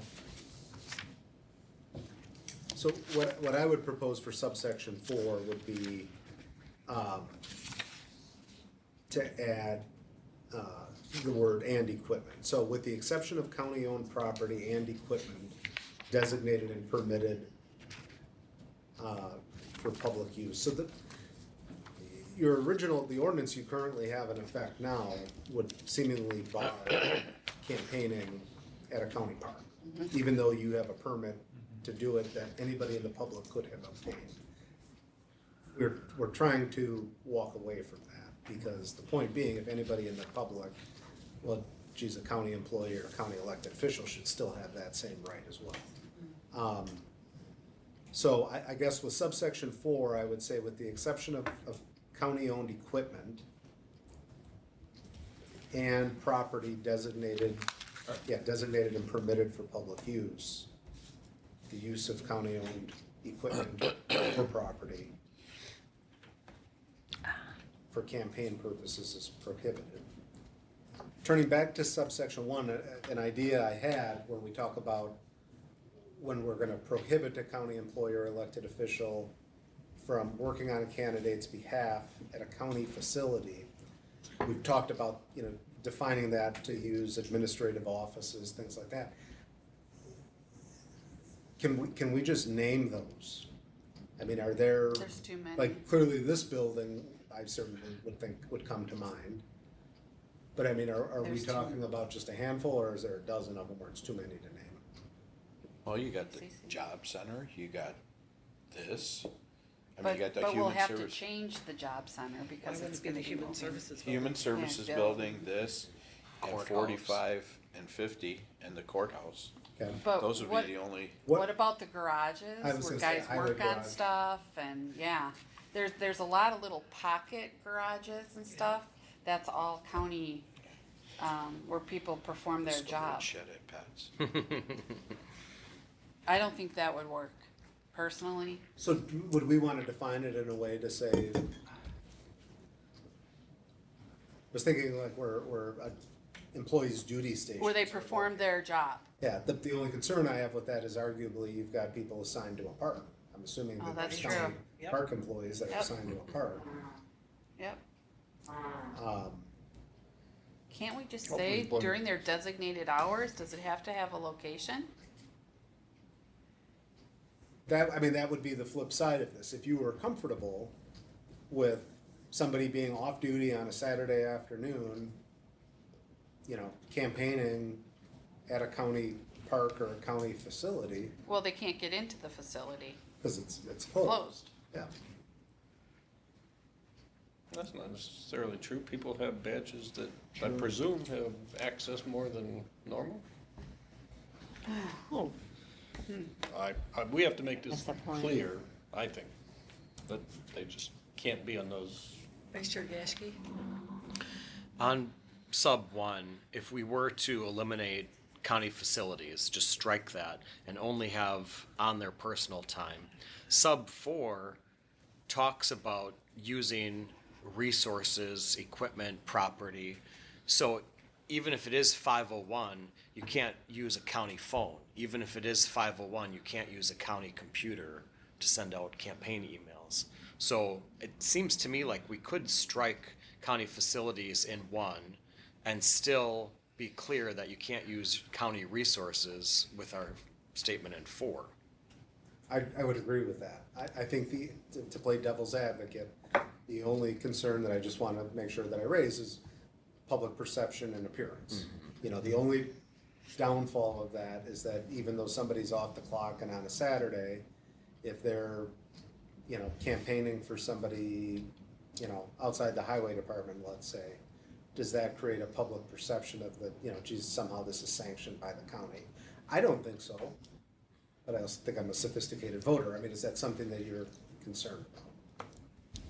Along those lines, I suppose if they were wearing a uniform that clearly identifies them as a sheriff deputy or as a, you know, parks or highway department employee, if they're campaigning wearing a employee uniform, that could imply. But if they were wearing street clothes, I think it would be less of an issue. Yeah, and if it's partisan election, you've got the Hatch Act to protect you there, where that it would be illegal for somebody to be wearing a uniform and campaigning in Sure. a partisan election. In a nonpartisan election, the Hatch Act wouldn't apply. What does the state statute say about it? The state statute would prohibit, I don't think it goes so far as to say, like, if you're in a county highway worker's uniform or something like that. Yeah, do you know? I don't think it does. I don't think it prohibits that actually by state law. I mean, I think you could make the argument certainly that,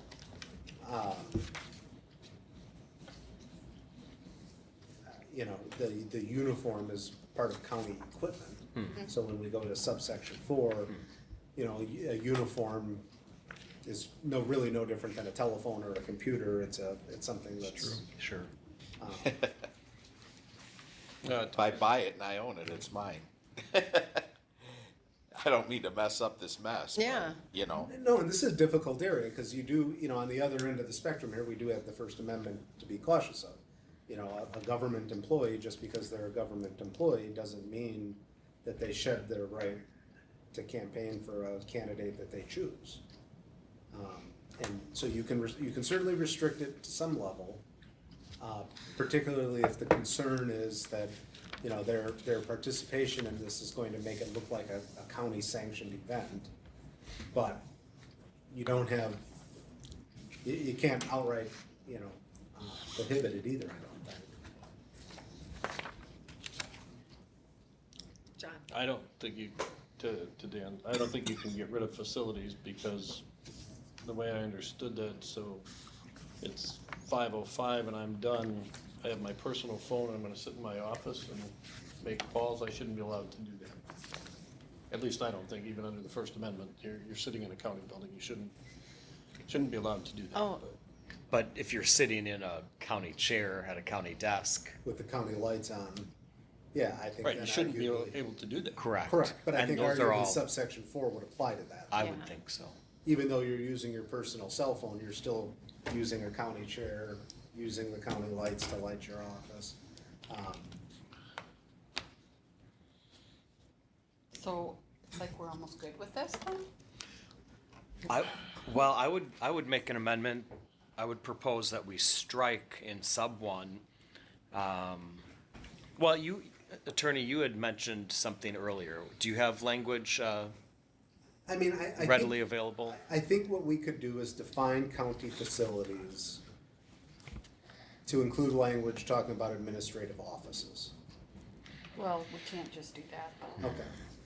So, Or you strike it. I mean, if the concern is, You know, look, we don't want people, I mean, I think Supervisor, what you were getting to is, you know, 1 and 4 can play off of each other.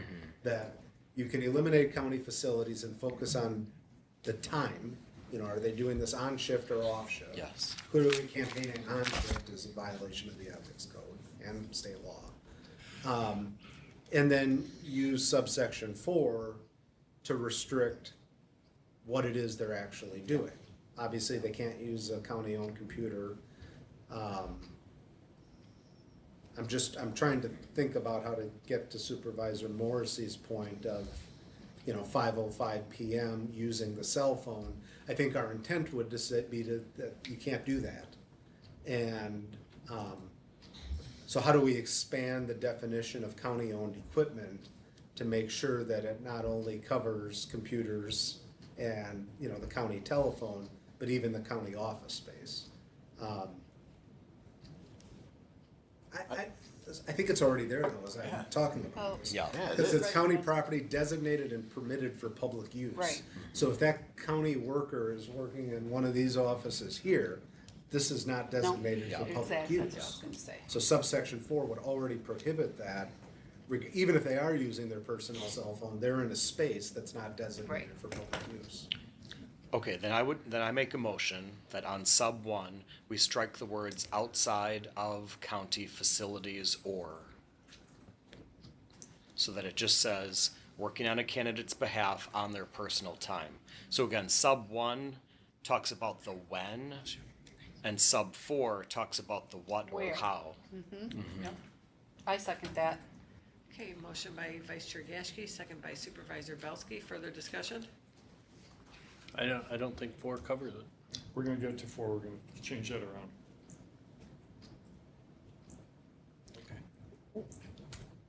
Would it benefit moving 4 up to, so it's 1 and 2, to change or dispel any public appearance that somebody, if they only read 1, and then you can point out, but number 2's right there, it talks about where.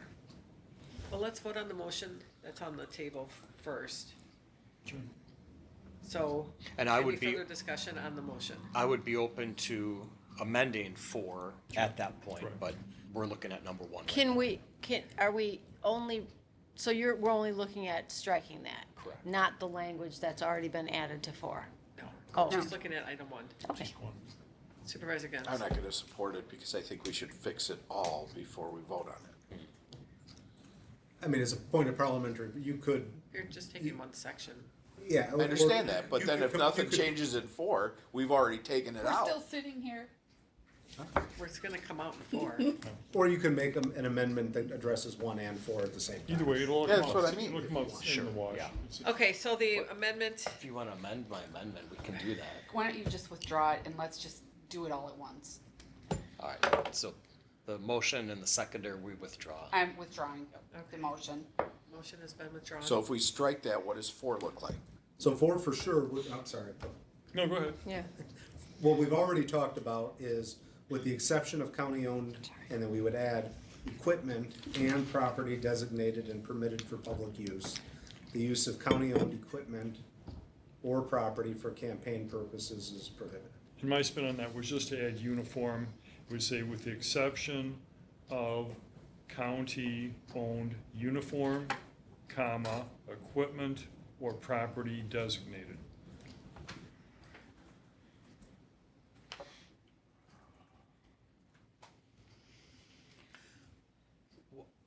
Along those lines, Jeff, you had mentioned that if you buy the uniform, then it's yours, even if it says, you know, your employer's true. name on it. So I don't know what our county policy is. Do our highway workers buy their own T-shirts? I don't know. I doubt it. I would think they get an allowance. Public Works guys, they had to order new shirts. The division. The last time T-shirts, when we had a change in something, the county parks, swag, the county paid for those. The So T-shirts. unless we understand otherwise, the county is paying for all uniforms anyway, right? Well, Yeah. that's what I'm trying to clarify. That's pretty what So I'm trying to let's clarify. work under that supposition unless we hear differently. That, yeah. So Sam. I think that that's good, and what we could do is keep it as county-owned uniforms. I have to tell you, I'm concerned if somebody purchased their own uniform. Correct. I think we may be on First Amendment than ice at that point. Yeah. But if we say if it's a county-owned uniform, county-owned equipment, property then I think we're. What about, I have a jacket with the new logo, and it says, I'm a county board supervisor. I would think I can't campaign in that on my own time, can I? Or Did you I buy the can, jacket? it was gifted to me. The county paid for it. But I could have bought one. To me, it's no different than, the name tags the folks have. Okay, You buy I it just even wanna make though sure. it says Yeah, how Kenosha come you got County Board Supervisor. I did the logo for Christ's sake. But I think if we start policing what people are wearing, Yeah. it's one I thing get if it. it's county owned. I just wanted to ask, Yeah, so. I mean, I would say if it's yours or it was gifted to you, Okay, I would think you could wear it. okay. Yeah, I would So agree. what does the motion look like?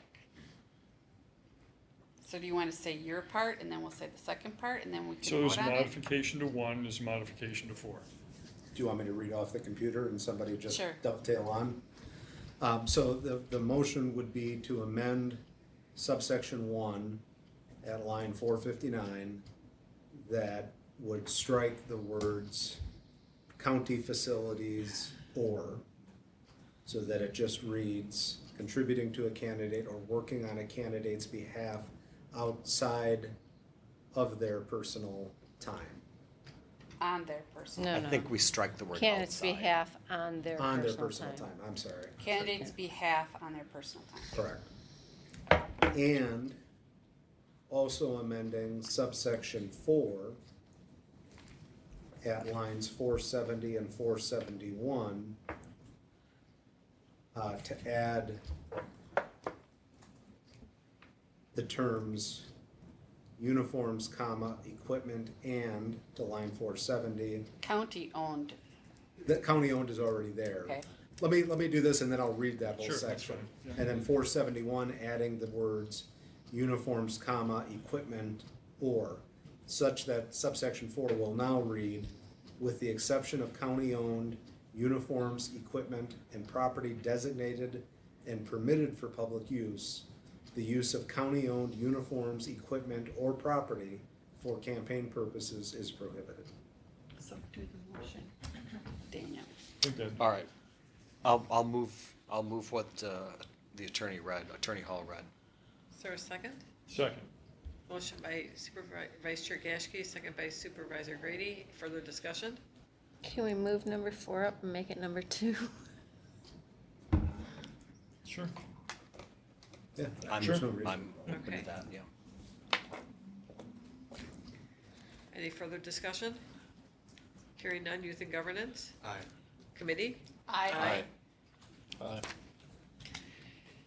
Okay.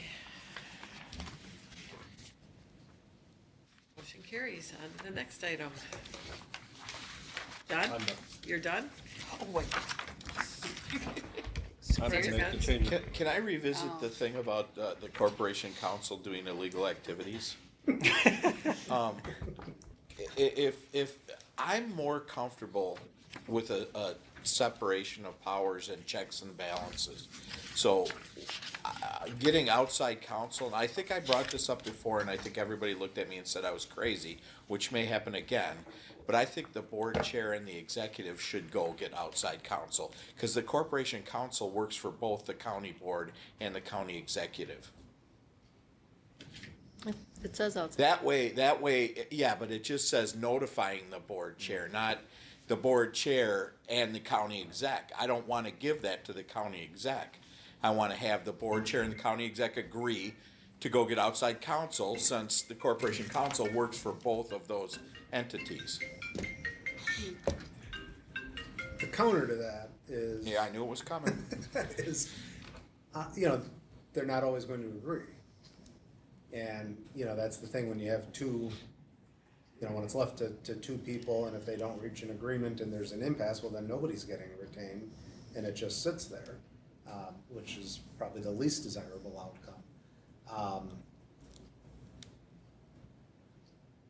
So that's my concern. Anytime we put together a provision really in any area of law where we go to say, okay, you two people make this decision. As a lawyer, my immediate thought is like, two people don't agree on a lot of things and then ultimately nothing happens. Okay.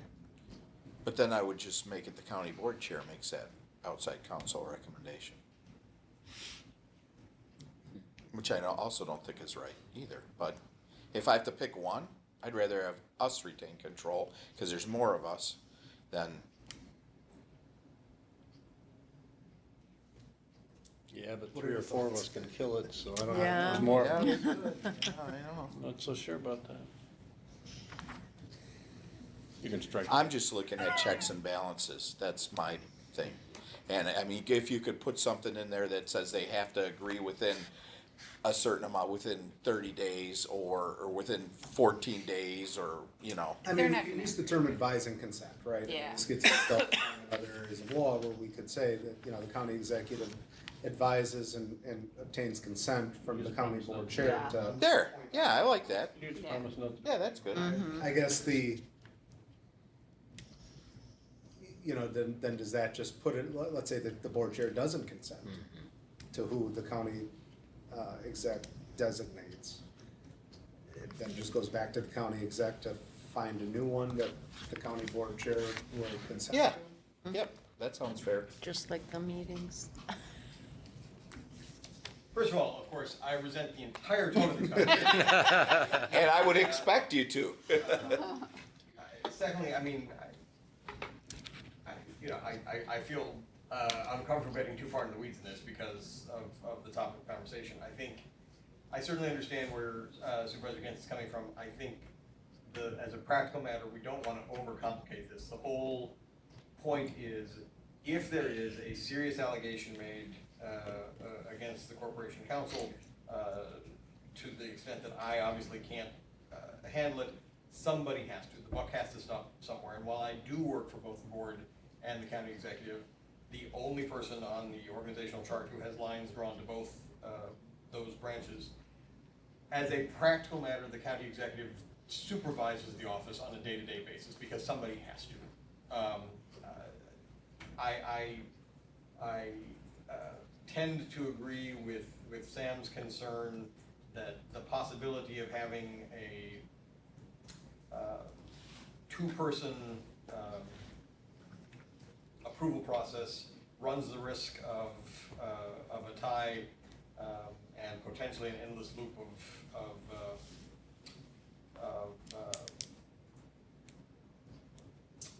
not moving forward. Again, I'm an attorney, so I can come up with all kinds of elaborate and complicated ways we could potentially resolve the issue. I don't think there's a good third-person tiebreaker or position tiebreaker that we could put in just by virtue of the way the thing is set up. I suppose theoretically, we could look at like they do, or like we used to do with arbitrations, Yeah. But again, I don't want to overcomplicate this. Maybe if the situation, and again, I think this is a highly unlikely situation. I can't possibly stress that enough. But maybe the answer is that if the county executive proposes outside counsel and the county board chair, for whatever reason, disagrees with it, maybe you get one more shot at reaching consensus, at which point it's referred to the district attorney. So it's exactly where I was going. Maybe what it is. Great minds. Two different possibilities here. One is we just completely scrap this whole thing and say that if the complaint is against the corporation council, it goes to the district attorney. Yeah, let's Period. do that. Hard stop. Another option would be, now, the disadvantage of That's that fine. is the district attorney's office is not likely, and I'm not casting dispersions on the DA's office, but they have a lot of things on their plate. They're not likely to do as thorough of an investigation as you'll probably get from outside counsel, because it just will not be a high priority for them. But they're impartial and they will do it. So what we could do is say, if the complaint's against corp counsel, it just goes to the DA, period. Or if it is as we have it here, it requires the advise and consent of the county board chair, and if at first asking that's not received, it goes to the DA. Which But may Sam- compel or encourage agreement. But wouldn't the DA in Kenosha send it to Racine or Walworth? Yes, They're not gonna take it up. yeah. It's not gonna Probably. stay here And it's anyways. a partisan position. The DA's office. Yeah, I mean, Not good. right now, District Attorney Gravely has been forwarding not only these, but other types of cases directly to Milwaukee. Yeah. Why can't we just do notify? Because I don't like giving any county exec Then make a more power. motion. Just don't. Then make a motion. Okay, I make a motion to do exactly what the attorney just said, Which part? the part that he just said. Advise and consent, and if Yep. not on first asking, it Yep, goes to. exactly. I'll second. That way we have checks and balances and I can sleep tonight. Okay. Any further discussion? Hearing none, youth and governance? Aye. Committee? Aye. No. Let the record reflect Supervisor Morrissey voted no.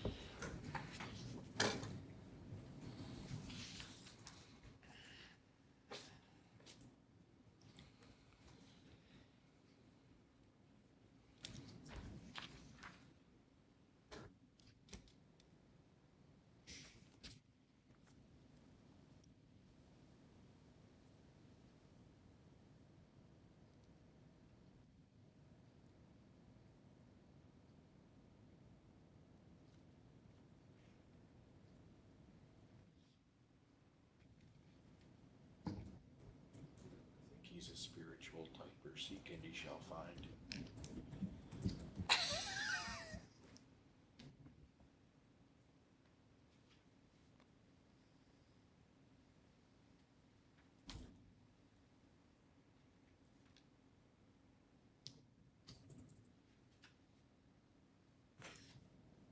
I hope no one thinks I'm not taking this seriously when I sit over here giggling, because I'm thinking to myself, you understand that if, God forbid, a complaint is lodged against me, the first thing that's going to happen under this is the county executive is going to ask me, what am I supposed to do now? That's why we need to check that. And I'll explain, you put it directly in the circular file and we'll move on.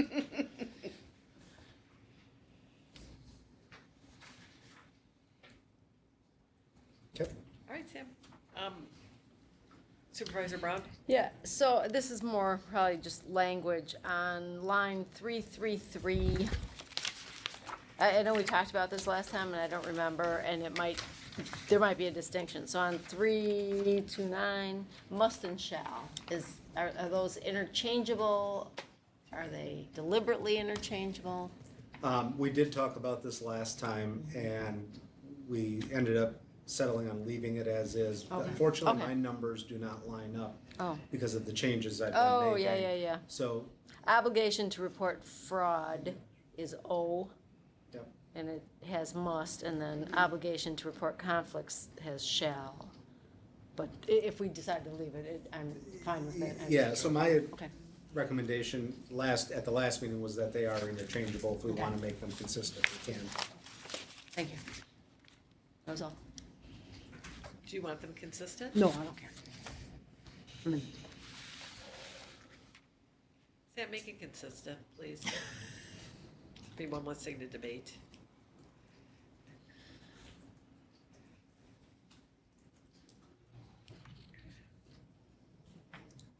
And so Make I, them all consistent except for one, and you can pick the one. just to keep everybody, so if we're gonna make it consistent, I would go to must. Must. Thank you. Any other questions, Supervisor Brown? Yeah, sorry, just going on with that, then we had talked last time too about county-owned property versus county property, and I still see that there are some county property, not county-owned property. Like M and M's a couple times. Okay, that is my mistake. So everywhere where we talk about county property, we want it to be county-owned Yes. property. Yeah, that's my fault. I do recall talking about that.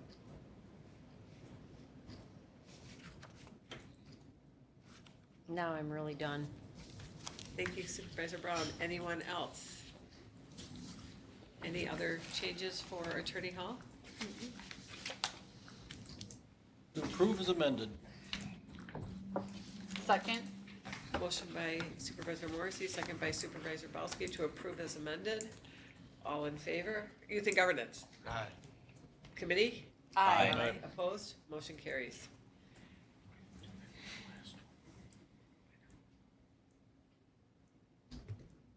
We didn't do that with the last one.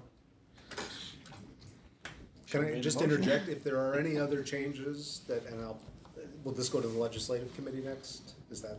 Yes. If there's any other changes, if you communicate with Attorney Cardinal, I'm happy to draft. I've got a form already set up to draft amendments, so that if you're gonna offer it at committee or offer it on the board floor, I can easily put that together for you. Well, Supervisor Gantz, we're going to motion at the second meeting in August for the first one. Remember? We're Right. meeting prior. Yeah, but what if he And why aren't we screws it gonna up? do this one too? Aren't we gonna look at the changes on this one Yes, too? we or are. We're gonna look at both. And I will give this to Attorney Cardinal on, Way to go. before Andy Phillips does, I will be there. not? You don't get extra. Thank you, Sam. Okay, thank you all. Joe, don't be saucy, okay? Move to adjourn. Okay. Second, Second? Okay. third. Motion by Supervisor Morrissey, second by Supervisor Belsky to adjourn. Youth and Governance? Aye. Committee? Aye. We are adjourned.